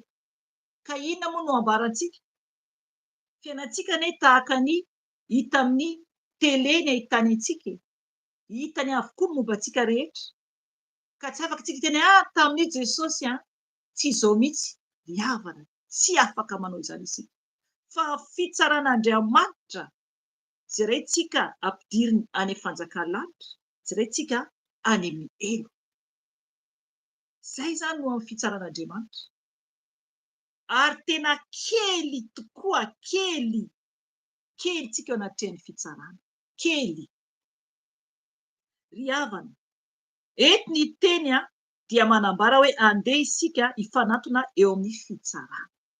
5, iza no nanaitra avy any antsinanana, ilay nombany fahamarinana tamin'ny diany rehetra. Iza no nanolotra ny firenena ho eo anatrehany, ary nampietry mpanjaka. Iza no nanao ny sabany ho tahaka ny vovoka, tsy nitsipikany ho tahaka ny mololo paony rivotra. Amen. Hatreo aloha. Iza moa no nanao izany? Raha mamaky tsika eto dia jerevo tamin'ny tantara teo aloha, tamin'ireo mpanjaka maro be izay efa nofongoron'Andriamanitra, ary tamin'ireo olona maro izay efa novonoan'Andriamanitra noho ny avy amin'ny fanompoan-tsampy. Raisintsika fotsiny ohatra tantarany eo tao amin'ny Ezipta tamin'ny Farao. Andriamanitra no nandringana an'izy ireny noho ny avy amin'ny fampijaliana zanak'Israely, ary tena hoe i Farao nieritreritra azy mihitsy hoe izy Andriamanitra. Izy no tompoin'ny olona toa an'Andriamanitra. Jerevo koa tamin'ilay tilikambon'ny Babela koa. Oko tsapantsika tsara fa Andriamanitra dia tsy tia fanompoan-tsampy. Jerevo koa tamin'ireo zanak'Israely, araka nambarako teo, tamin'ilay nanao an'ilay statue, ilay natao zareo fanompoan-tsampy, ilay hoe zanak'ondry. Jerevo zavatra azy hoe no nidina avy any tendrombohitry Mosesy, Andriamanitra no niteny taminazy. Nampafantatra azy na mbola tsy teny ambany ary Mosesy efa niteny ny olona ao ambany ao. Oka ianao hitady ny verset dia maki ny tantara. Efa hitan'Andriamanitra sahady zavatra miseho satria izay hoe izy Andriamanitra. Fantany tsara fa manompo sampy ny olona ao. Izay nahatonga ny fahatezeran'i Mosesy nidina ary nanipy ireo 10, ary tamin'ny fotoana io dia maro tamin'ireo izay nanaraka azy, nisy koa tsy nanaraka azy, ary maro anie no maty. Maro no maty avy amin'ny fanompoan-tsampy. Maro dia maro. Ry havana, mila antsika tena mahafantatra tsara ny lalantsika ety ambonin'ny tany. Mila antsika manana safidy. Jerentsika hanompo sampy, jerentsika hanaraka an'Andriamanitra. Tsisy lalana hafa zany, tsisy lalana hafa tompoko. Dia toizantsika ny tenin'Andriamanitra. 5, 5 ihany aloha. Jereva angely amin'ny 5 amin'ny tapany ambany eo hoe iza no nanolotra ny firenena ho eo anatrehany, ary nampietry ny mpanjaka. Iza no nanao ny sabany ho tahaka ny vovoka, tsy nitsipikany ho tahaka ny lololo paony rivotra. Amen. Jereva. Na ny sabatra an'ireo olon'ireo ara zany, ireo miaramila ireo na ireo mpanjaka ireo. Dia jereva, nampafantary ten'Andriamanitra eto hoe Andriamanitra mihitsy ange, izy anie zany nanao an'izay, izy no nanao any sabatra izy ireo tahaka ny vovoka, sabatra nefany ary koa ny tsipikany ho tahaka ny mololo paony rivotra. Andiny fahatelo, manenjika ireo izy ka mihoatra azy soamatsara any amin'izay lalana tsy mbola nodiaviny tongony. Amen. Ry havana zava-doza io teny io. Aferiko indray mpandeha, manenjika ireo izy ka mihoatra azy soamatsara any amin'izay lalana tsy mbola nodiaviny tongony. Amen. Aiza ny lalana mbola tsy nodiaviny tompontsika zanak'olombelona? Ry havana, any amin'ny fahaverezana izany, any amin'ny fahaverezana, any amin'ny elo izany. Zay zany nanjoany olona amin'ny fanompotsapa, satria hitanao eo ny amin'ny fanompotsapa. Any amin'ny fahaverezana io, mazava tsara hoe manenjika ireo izy ka mihoatra azy soamatsara any amin'ny lalana tsy mbola nodiaviny tongony. Dia tsy maintsy hodiaviny, satria ho any amin'ny afobe ireo olona ireo. Ry havana, fampitandremana ho antsika izany. Andiny fahaefatra, iza moa no nanao sy nahavita izany? Ilay miantso ny taranaka maro hatramin'ny taloha, izao tompo no voalohany ary hatramin'ny farany dia mbola izao ihany no izy. Amen. Zay ilay tenin'Andriamanitra no tompo mpamompony teo. Aleloia, satra Jesosy tsika. Hitanareo fifandraisan'ilay teny omeny tompo, na dia tsy miresaka ary zay menada. Ny tompo, ny fanahin'ny tompo efa mandamina ny teny ho anareo vahoakany, ho antsika vahoakan'Andriamanitra. Saona ny tompo izany, satria mazava be io ilay teneny zokerika teo hoe izy ilay voalohany ary izy ihany koa ilay farany, ilay alfa sy omega. Izy tompo izany, ambarantsara iza moa no nanao sy nahavita izany. Dia toy ny teny hoe ilay miantso ny taranaka maro hatramin'ny taloha, dia miteny izy hoe izao tompo no voalohany ary hatramin'ny farany dia mbola izao ihany no izy. Amen.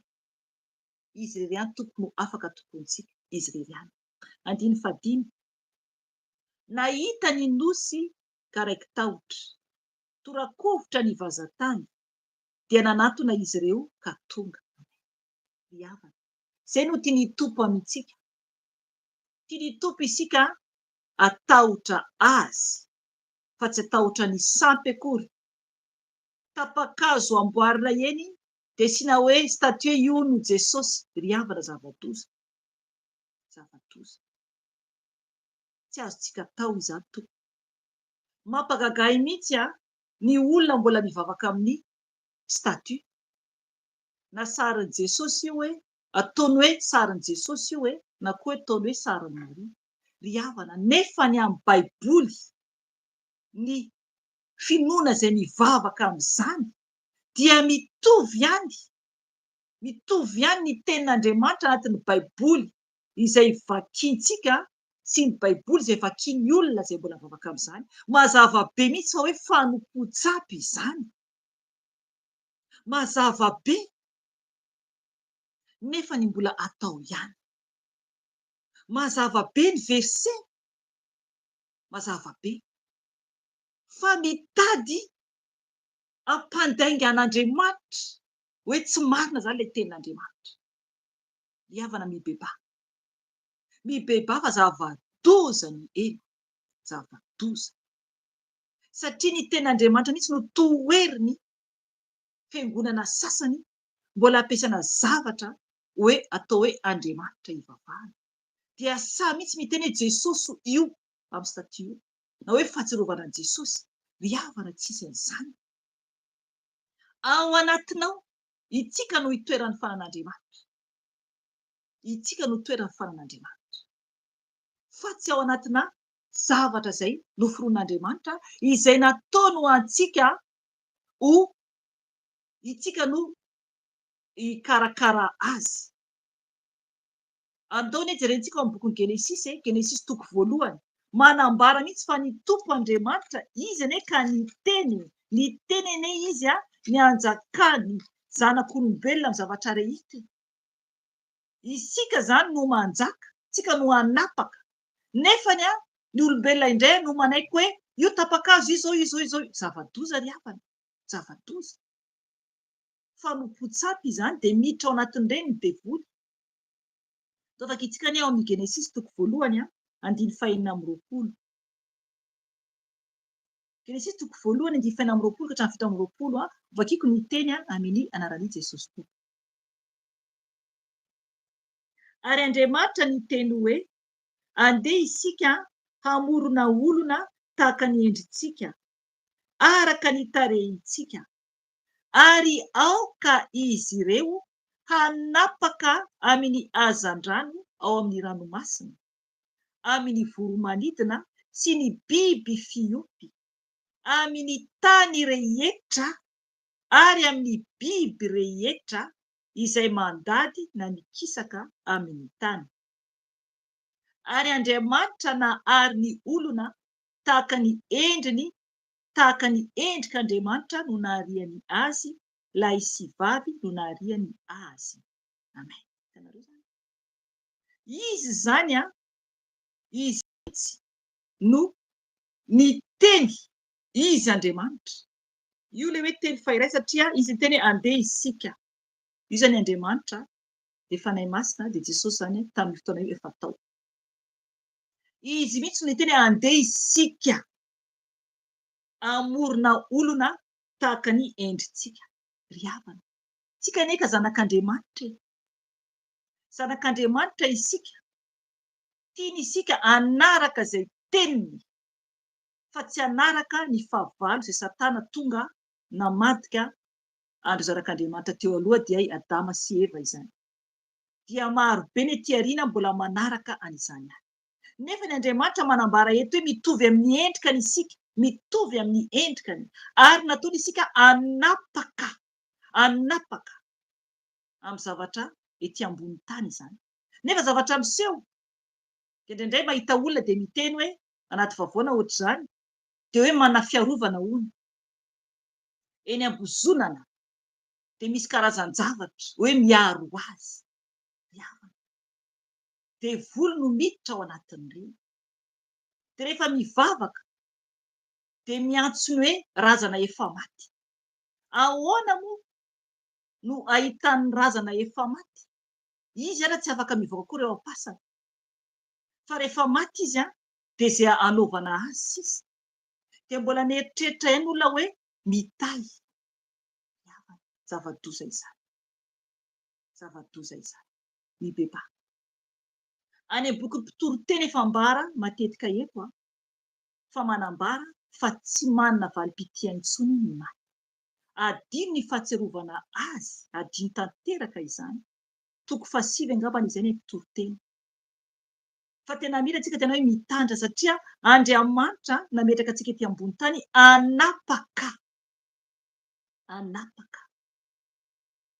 Fa tsy akory hoe ny zavaboary indray no ataontsika hoe fanafody dia hoe hiaro. Faly tompoko ny fahavalo, faly Satana ary betsaka ny ho any amin'ny elo raha mbola manao izany. Verentsika ao amin'ny Isaia 5:5 izao isika. Efa vakitsika hoe 5:5. 5:6. Eto manambara momba ny amin'ilay sampy izany. 5:6. Ato amin'ny Isaia 1:20. Samy manampy ny namany avy izy rehetra, ary samy milaza amin'ny rahalainy avy hoe mahereza. Koa ny mpahay taozavatra dia mampahery ny mpanefy volamena, ary izay mandama tamin'ny marotoa mampahery izay mively eo amin'ny riandriana. Ka hoy izy, miantso ny faninginana tsara ity. Ry havana, janoko hatreo aloha, io teny io tsy fantatro, fa nojereko tao amin'ny internet dia nojereko tao amin'ny dikateny amin'ny teny vazaha anaty baiboly. amidika teny miteny zany no jerevako anazy. Dia manambara zany izy io ilay olona ohatran'ny hoe mpanefreny zany. Mpanefreny zany no ambara amin'izy io. Ilay olona ohatran'ny hoe mpanefy mpandrendrika volamena reny no ambara amin'izy io zany. Dia io zany no ampaherezin'ny olona mpanompo sampy zany, izay hanomboka hanompo sampy, satria jerevy ny tohany hoe dia omboany mafy tamin'ny fantsika ilay sampy mba tsy hiozongozona. Ry havana zava-doza, sampy vita amin'ny volamena na vita koa amin'ny volafotsy na koa amin'ny taozavatra. Firy moa ny statut hitantsika eran-tany ao Madagasikara fotsiny. Firy ny statut hitantsika tena hoe amboarina tsara mihitsy mba tsy hiozongozona. Dia manao hoe hôtely kely hony ivavahana. Ry havana mibebato, enao indray tokony andray ny autorité ny lanitra, andravarava ny asan'ny maizina, dia ianao indray lasa manompo ansatana. Nefany sampy moana tsy ahavoavonjy. Oka isika amaky mihitsy Isaia 1:7, oka ianao amaky eo amin'ny 2:20 ka hatramin'ny 9:20. Isaia 1:7, 2:20 ka hatramin'ny 4:20. Io dia mahatonga mihitsy ny tenin'Andriamanitra ampafantatra antsika zanany fa Andriamanitra dia tena hoe tsy faly izy. Tsy faly mihitsy ny tompo ny amin'ny fanompoan-tsampy. Tena mampalahelo ary mampatezitra azy izany. Izay no mahatonga ny amin'ny Eksôdôsy ao anatin'ny 10,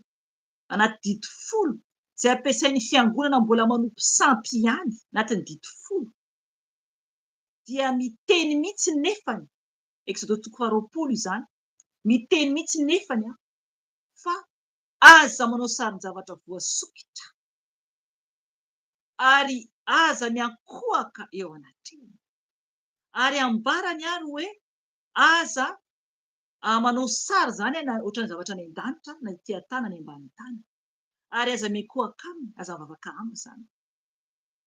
Fa izy tompo Andriamanitra dia Andriamanitra sarom-piaro. Ry havana, anaty 10 anie izany. Enao anefa izay mbola mivavaka anatin'ny finoana mampiasa an'ireny zavatra eny dia fantatrao tsara fa tio ny Baiboly, aza manaraka olona fotsiny. Fa rehefa ho tonga amin'ny fitsaranana isika tompo dia isika rery, izahay rery ny teo izahay rery ny teo akaikin'i Jesosy, fa tsy nahita ny vadiko teo aho, tsy nahita ny zanako teo aho, tsy nahita ny mpiata-po tamiko teo aho, tsy nahita olon-kafa teo aho,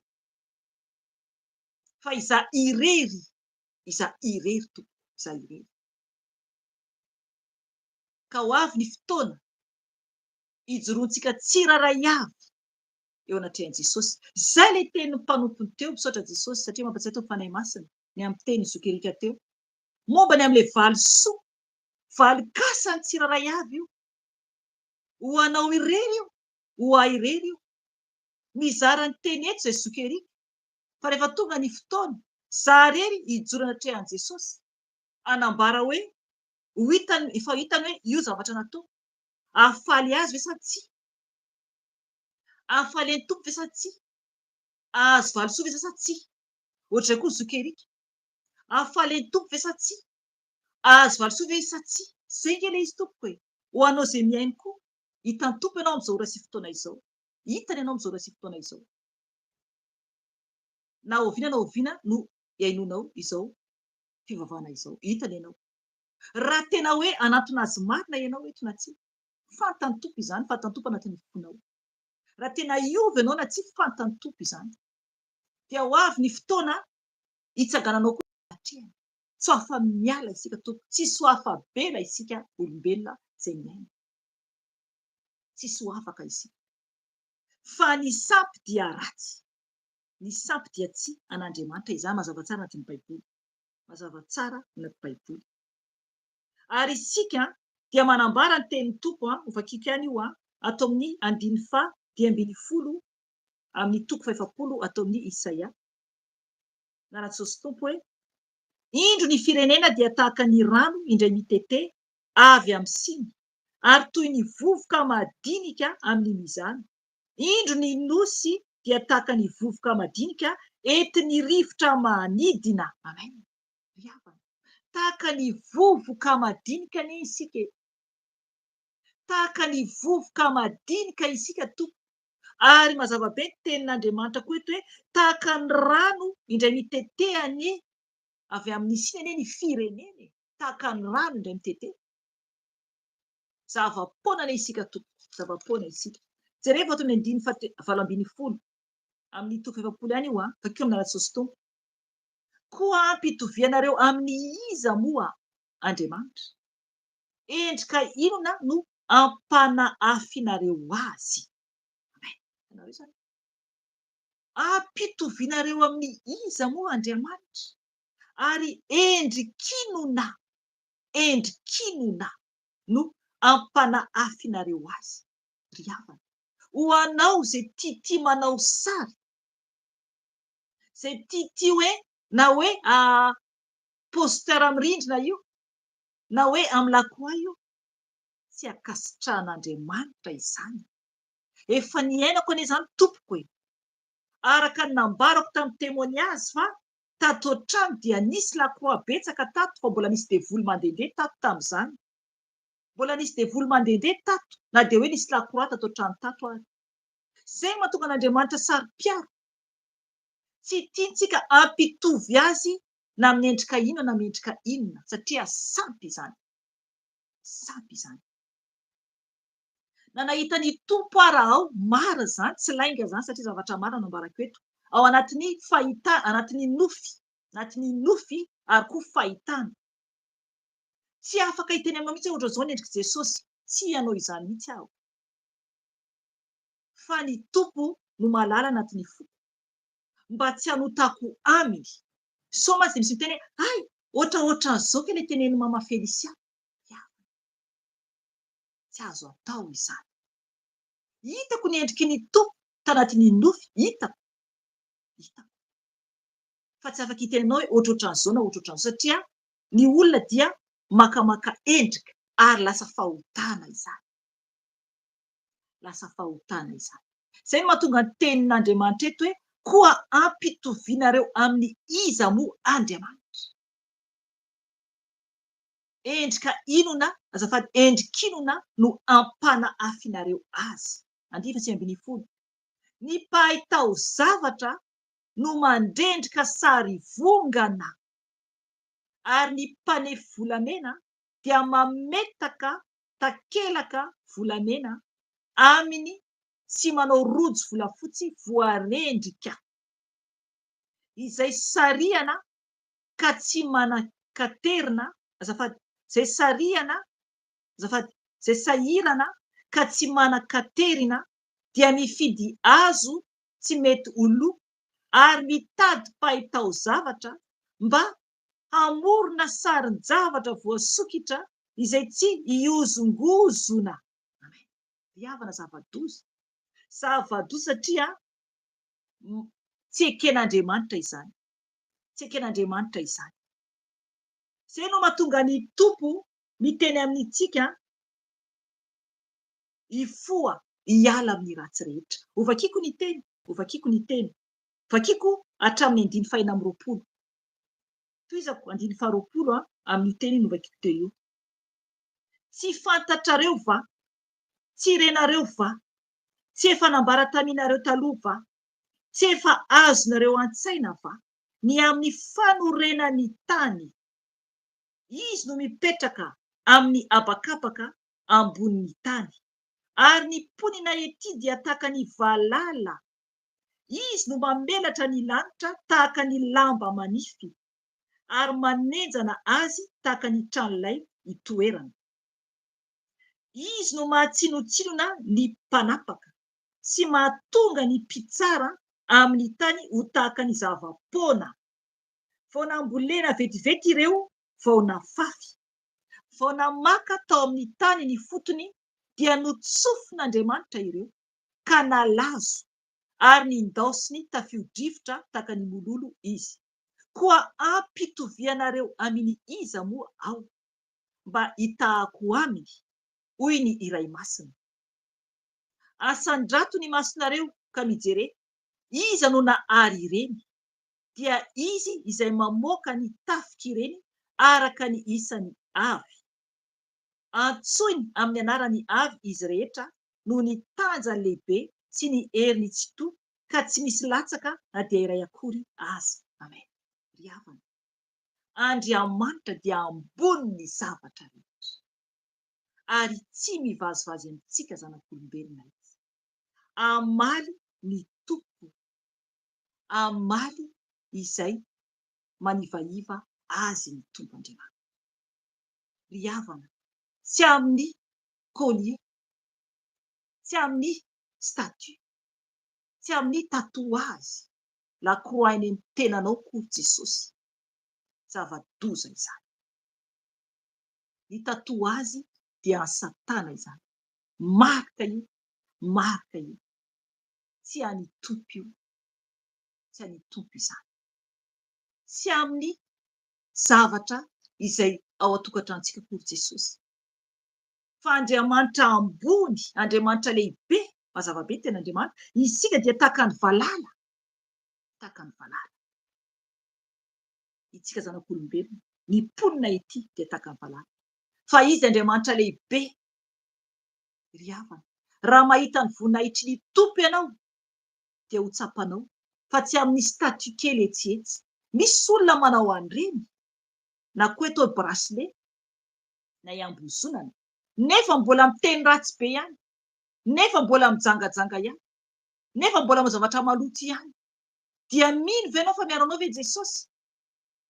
Mila miova isika to raha te hiditra ny lanitra. Aza mandoto ny anaran'Andriamanitra velona. Fa tsy ho afaka eo anatrehan'ny tompo isika raha manivaniva an'Andriamanitra. Andriamanitra dia masina, masina tsisy toa azy, tsisy toa azy. Zay le teny mpanompon'Andriamanitra teo, tonga amin'ny teny mpanompon'Andriamanitra teo mombany amin'ilay hoe manadio ny lambantsika izy. Tsy hoe sambatra izay manadio ny fitafiana, sambatra izay manadio ny fitafiana mba azahoantsika anjara any amin'ny hazonaina any an-danitra izany. Tsy maintsy madio isika, miara-panahintsika. Ny fitafiantsika tsy asiana hoe lakroa na ohatr'izany hoe io Jesosy na hoe collier ohatr'izany. Ry havana, mibeba. Ireny zavatra ireny dia bibilava ireny any amin'ny elo, na ny collier izany, na ny peratra izany, na ny bacolo izany. Bacolo dia olitra ireny any amin'ny elo. Olitra ireny any amin'ny elo. Ry havana, zava-doza. Ny fehikibo, ny fehikibo dia serpent ireny, bibilava ireny. Mila mitandrina isika tokoa. Mila tsika mifoha. Mila tsika mifoha. Mifoha aza dia mbola misy ny fotoana. Ny fehikibo ambarako eto dia tsy le hoe fehikibo lamba akory, le atao tsotra fotsiny, fa le tena hoe misy sarisarin-javatra ireny. Ireny tsy eketompy ireny. Mila mitandrina isika. Mila mitandrina isika tokoa. Ry havana, tonga ny fotoana, izao taona vaovao izao, raha mbola ao anaty fanompoan-tsampy ianao, mbola afaka ianao verina mito. Hanaja azy tokoa, mba tena ianao no masina, fa tsy ny mombamomba anao. Nefa koa mila koa rehefa ny fitafianao koa madio sy mendrika anatrehan'i Jesosy. Satria izay mihitsy ange no baiko hoe fitafiantsika vehivavy dia tena mila tsika mendrika amin'ny fitafiana vehivavy. Amin'ny ten'Andriamanitra dia manambarana ny fitafiana akanjo, akanjo, fa tsy ny teny mihitsy ny tompo hoe pataloha. Tsy ny teny mihitsy ny tompo hoe pataloha. Any amin'ny boky Deutéronomie fantatsika tsara fa manambara momba ny amin'ny fomba fitafy izany. Tsy azontsika atao manao fitafiana lehilahy. Fitafiana lehilahy dia fitafiana lehilahy. Fa fitafiana vehivavy dia fitafiana vehivavy mendrika ho an'ny tompo. Ry havana, tonga ny fotoana izay iverenantsika amin'ny tompo. Vonona vai ianao hiala amin'ny ratsy rehetra. mila antsika miala amin'ny fombafomba tsampirehitra. Oka tsy hanao zavatra hoe tia hosorako amin'ny tenako itya satria azahoako vola bebe na koa zao. Ry havana efa sampy zany, vao vakiantsika teo ny tenin'Andriamanitra izay manambara hoe tsika no manapaka. Ka ahoana no hoe iny misy menaka avy any ananina iny, na iny misy mosoara avy any ananina iny, dia ny mosoara iny aza atao misaraka aminao mihitsy iny, fa azo fitahiana ianao amin'iny ry havana. Sampy anie zany, sampy zany. Mitandrema tompoko, miverena amin'i Jesosy fa ho avy ny fotoana izay hitsaran'ny tompo antsika tsiraray avy. Hivavaka isika manana antsika amin'izao fotoana izao, vavaka isika. Ho anao izay mbola tsy handray an'i Jesosy tompo sy mpamonjy ny fiainanao dia afaka ianao mandoalika sahady, raha afaka mandoalika ianao amin'ny toerana izay misy ianao. Fa raha tsy afaka ianao anio andoalika amin'ny toerana misy ianao dia mangala fotoana milamina tsara andolevanao, hibebahanao mibeba mihitsy aloha. Zay vao tena hoe raiso ny tompo ho tompo sy mpamonjy ny fiainanao. Afaka averinao izay teny voalaza eto, fa ianao tena mila aloha tena hoe mandray ny tompo, miova tanteraka zay vao mandray an'i Jesosy satria aza mivazivazy aminy, aza mivazivazy amin'i Jesosy. Ka hivavaka antsika hamarana antsika izao fotoana izao eo anatrehan'ny tompo. Vavaka antsika tompo. Jesosy tompo, misaotra mankasitraka anao. Misaotra tompony amin'ny teny mamy izay nomenao anay teto Jesosy malala. Tompo ny amin'ny nanavaozanao anay indray amin'izao taona vaovao izao. Tompo malala misaotra anao satria mombany amin'ny sampy no tianao hialanay tanteraka Jesosy, satria sarom-piaro ianao. Ho avy ny fitsarana Jesosy ary efa ketsa dia ho avy ianao. Araka ny teny izay nampitondranao ampanomponao teo Jesosy, teny efa akaiky Jesosy ny fiavianao, efa akaiky izany. Jesosy tompo, mamindra fo aminay tsiraray avy, mamela ny helokanay Jesosy. Tompo malala ireo zanakanao Jesosy izay mahatsapa an'io, izay mbola tsy manana anao ho tompo sy mpamonjy ny fiainana.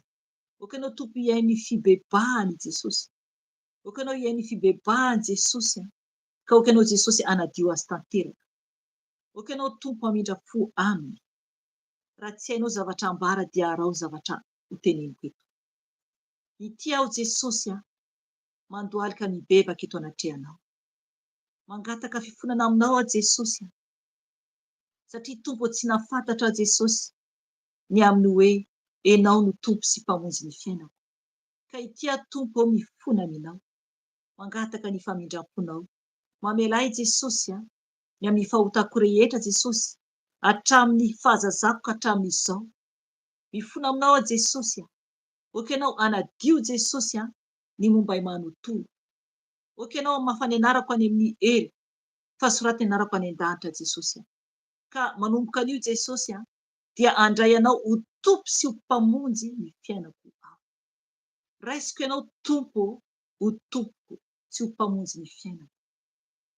Manjaka atao anatiko Jesosy, midira atao am-poko ianao, aoka ho lapanao ny tenako manontolo. Oka ianao fanahy masina mpianatray, ampianaro aho fanahy masina. Soratiny anarako Jesosy any an-danitra mba ho zanakao aho, mamindra fo amiko ianao. Tario foana aho fanahy masina amin'ny fahazavana mba ahaizako mandeha eo aminao.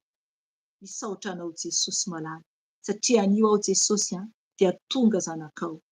Tanao tompo fa tsy mahatana anao. Tanao fa tsy mahatana anao. Saotra Jesosy. Ndao tsika hivavaka ihany koa raha niverina amin'ny tompo ianao. Raha tsapanao fa ratsy ny nataonao dia mangatay ianao famindram-po amin'i Jesosy. Tompo malala ireo Jesosy zanakao Jesosy izay nahatsiaro tompo fa diso lalana ka niverina aminao ankehitriny Jesosy.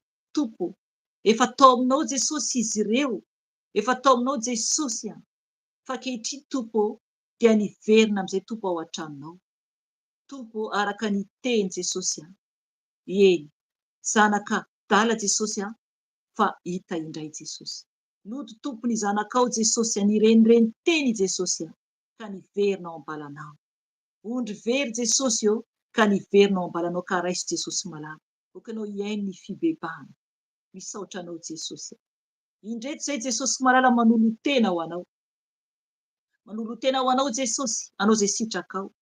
Oka ianao Tompo, ampahiratra ny masom-panahy tsiraray avy, ampahafantaro izay tokony ataony tsiraray avy fanahy masina manomboka anio. Oka ianao ampiratra ny masom-panahy tsiraray avy, alalany izay tokony ombany, izay tokony ataony amin'ny asanao. Satria niantso teo araka ny hira teo am-piandohana, dia miantso ianao anay tsiraray avy ianao ny asa. Ny tanora no voambara, fa izay sambatan'olona na ny tanora kely indrindra ara izany na hatramin'ny antitra fotsy volo dia antsoinao avokoa anao ny asanao.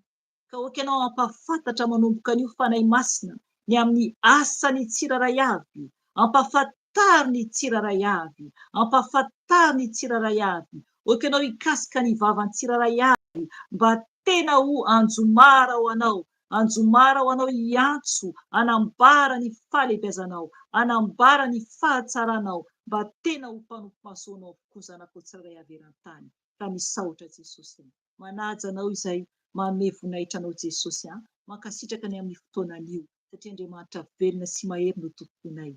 Ka misaotra Tompo malala ho, misaotra Jesosy, mankasitraka anao, mankasitraka tompony amin'ny fampianarana lehibe izay natolotra ao anay teto Jesosy. Ka tano izay efa tsy mahatana anao, tano izay efa tsy mahatana anao, ho anao izay mpanompo sampy,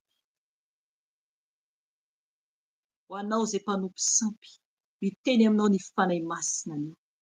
Raha vonona ianao, rofy ireo sampy ao amin'ny tokantranonao na amin'ny tenanao. Raha any Madagasikara ianao, dia oka ianao andory izany amin'ny anaran'i Jesosy ilay Nazareta. Dory any tokotany any ivelany izany, dory amin'ny afo ary atao vitsy amin'ny anaran'i Jesosy. Dory angony ny sampy, angony ny ody rehetra izay ao aminao, izay ny Tompo afaka handray anao. Rofy avokoa ny sampy rehetra, rofy avokoa ny sampy rehetra, dia dory izany amin'ny anaran'i Jesosy ilay Nazareta.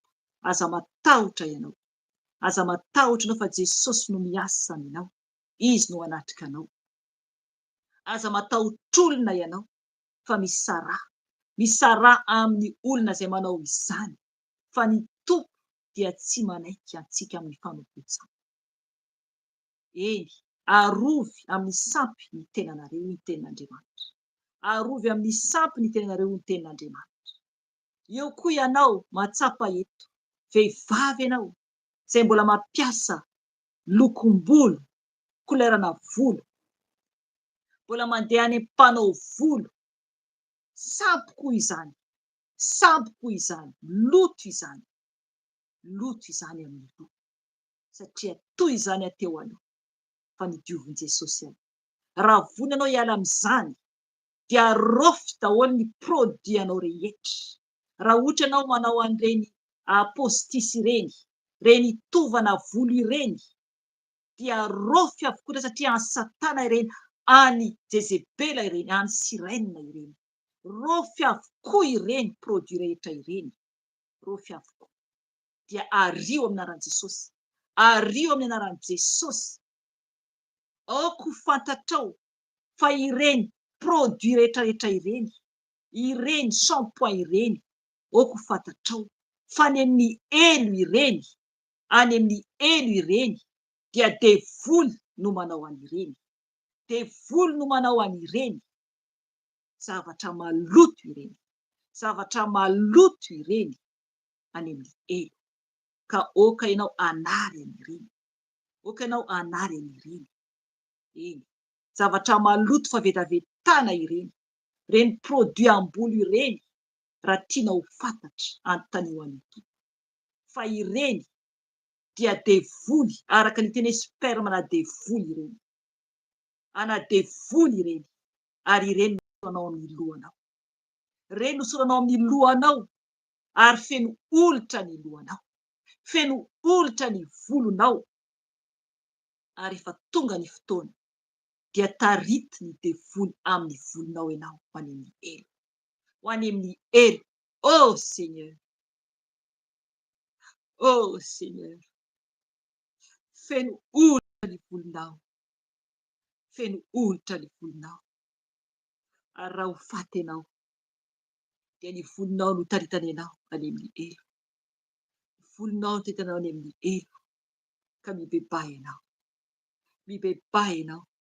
Oka ianao hampiasa savony tsisy fofona. Oka ianao hampiasa savony tsisy fofona. Zay ianao vao madio anatrehan'ny Tompo. Aza mandokondoko volo intsony satria tsy hanao izany.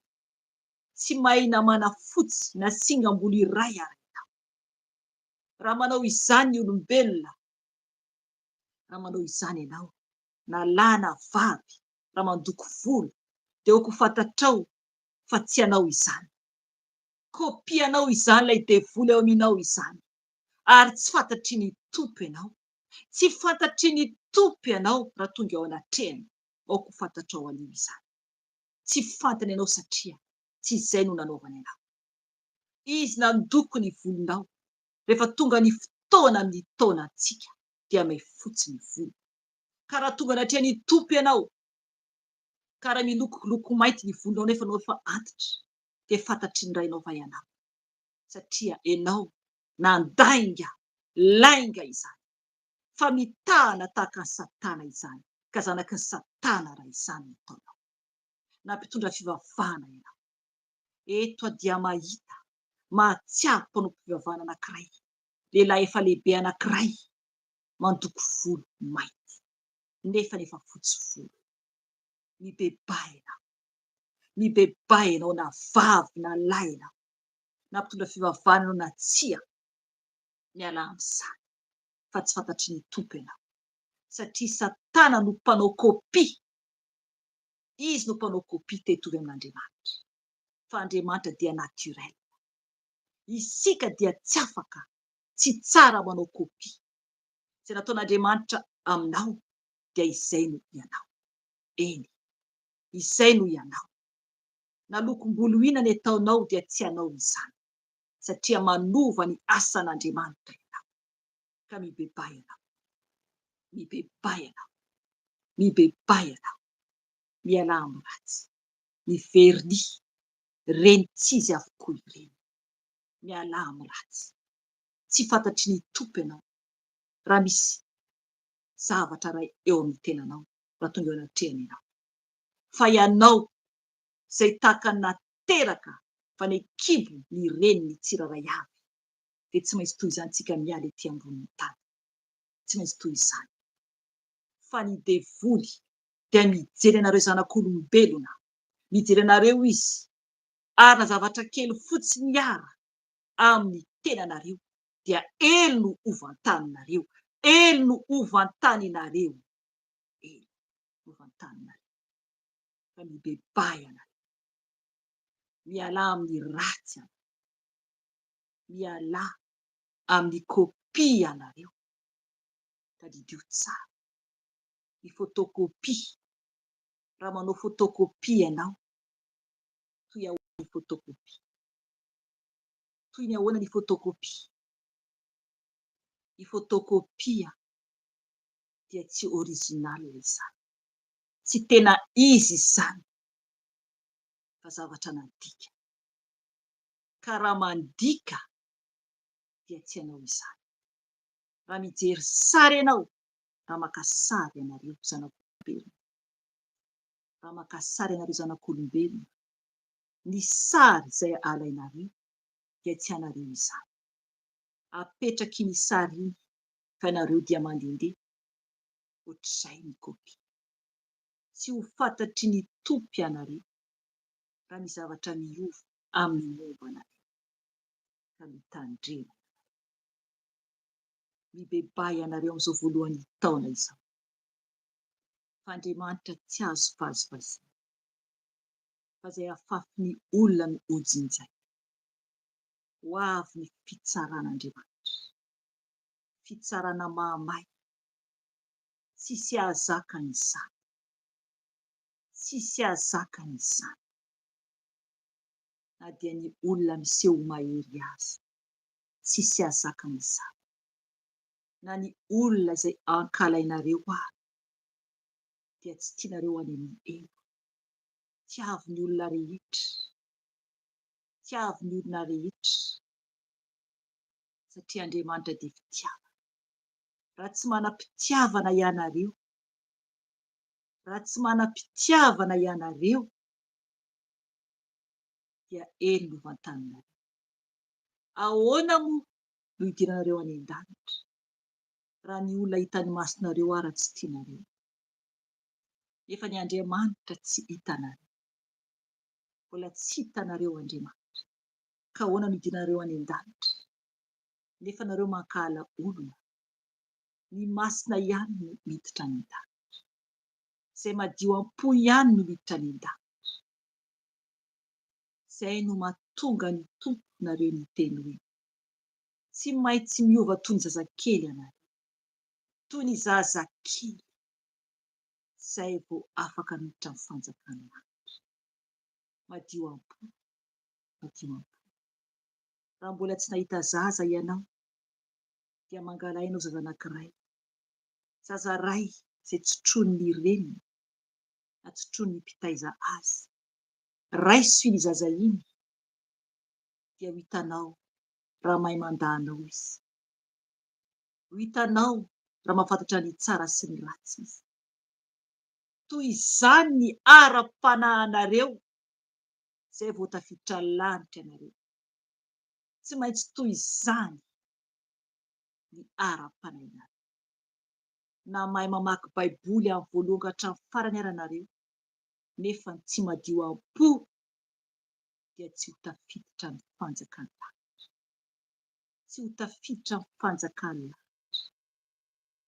Aokinareo hamaky ao am-bokin'ny Kôrôntianina, Kôrôntianina toko voalohany, andiny faha, Kôrôntianina voalohany toko 7:10.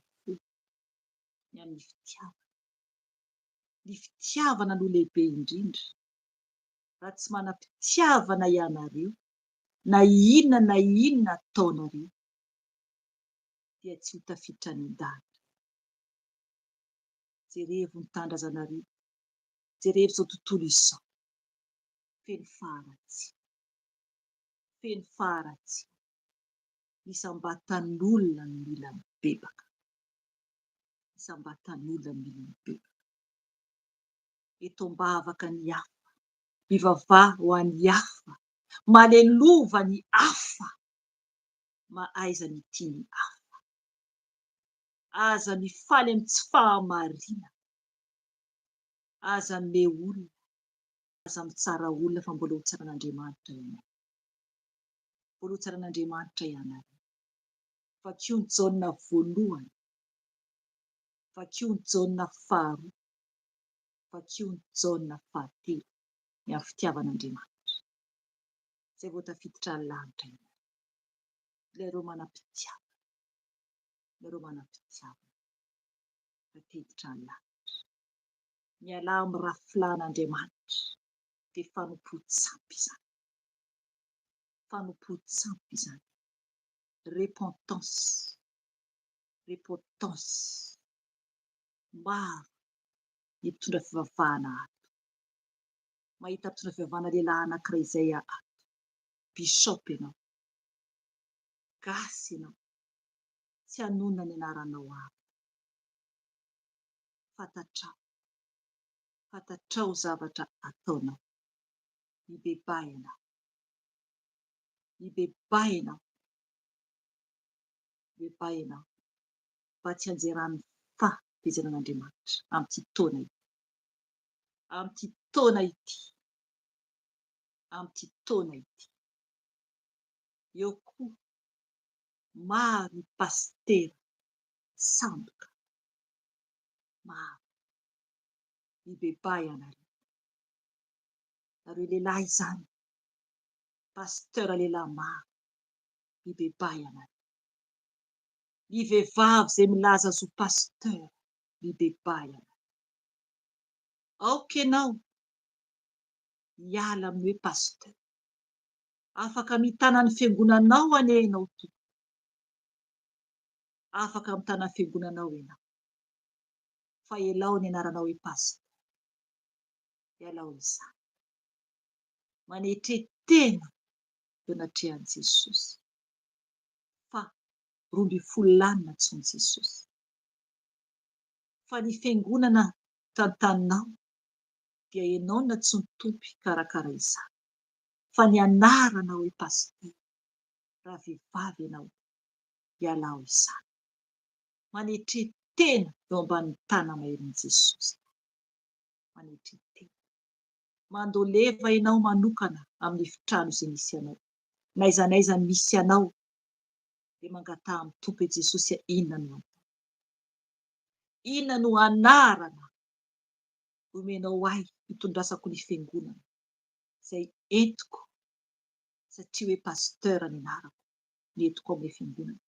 Dia mangataha amin'ny tompo ianao hoe Jesosy inona no tianao ho titrako atao fiangonana misy ahy manomboka azy. Manao fivadikanina ianao. Mifadihanina ianao dia mangatahako Jesosy. Za tsy hiteny aminao hoe andro zao na andro zao no hifadianao aminy. Fa anao sy ny tompo izany. Ny fanahy masina no hiteny aminao dia ampahafantarina ianao izany. Ampahafantarina ianao izany.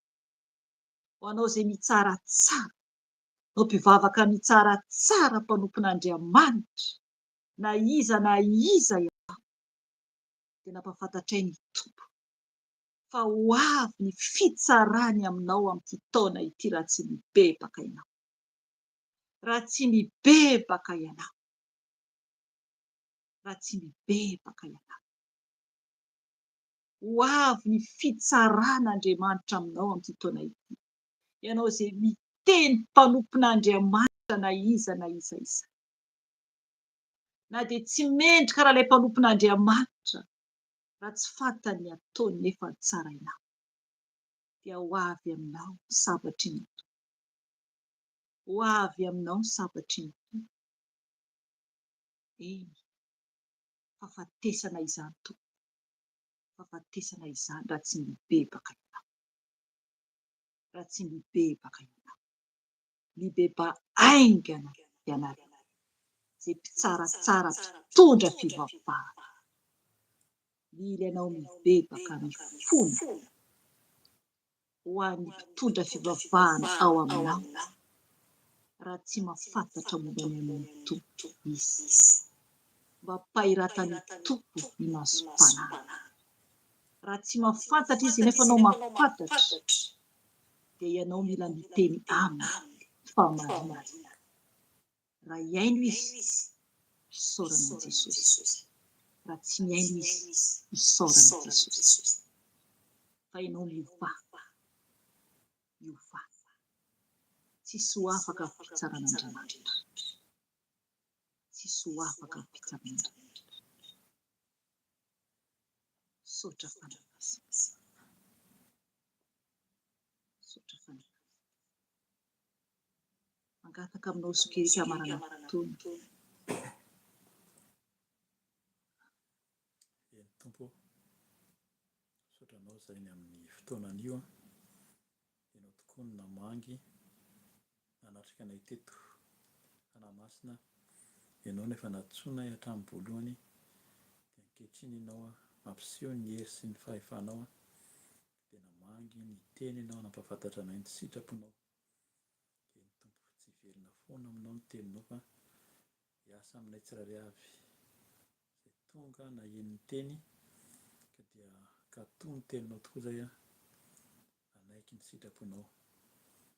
Ny tompo misaotra anao satria ianao miasa tsisy mahazakana ary ianao tokoa tonga ho avy ianao tompo hitondra ny fahamaliana ny valosoa amin'ny tsirairay avy araka ny asany ka dia aoka ianao hikarakara ary izay koa mba hiomana mandrakariva handray ny valosoa araka ny sitraponao Jesosy.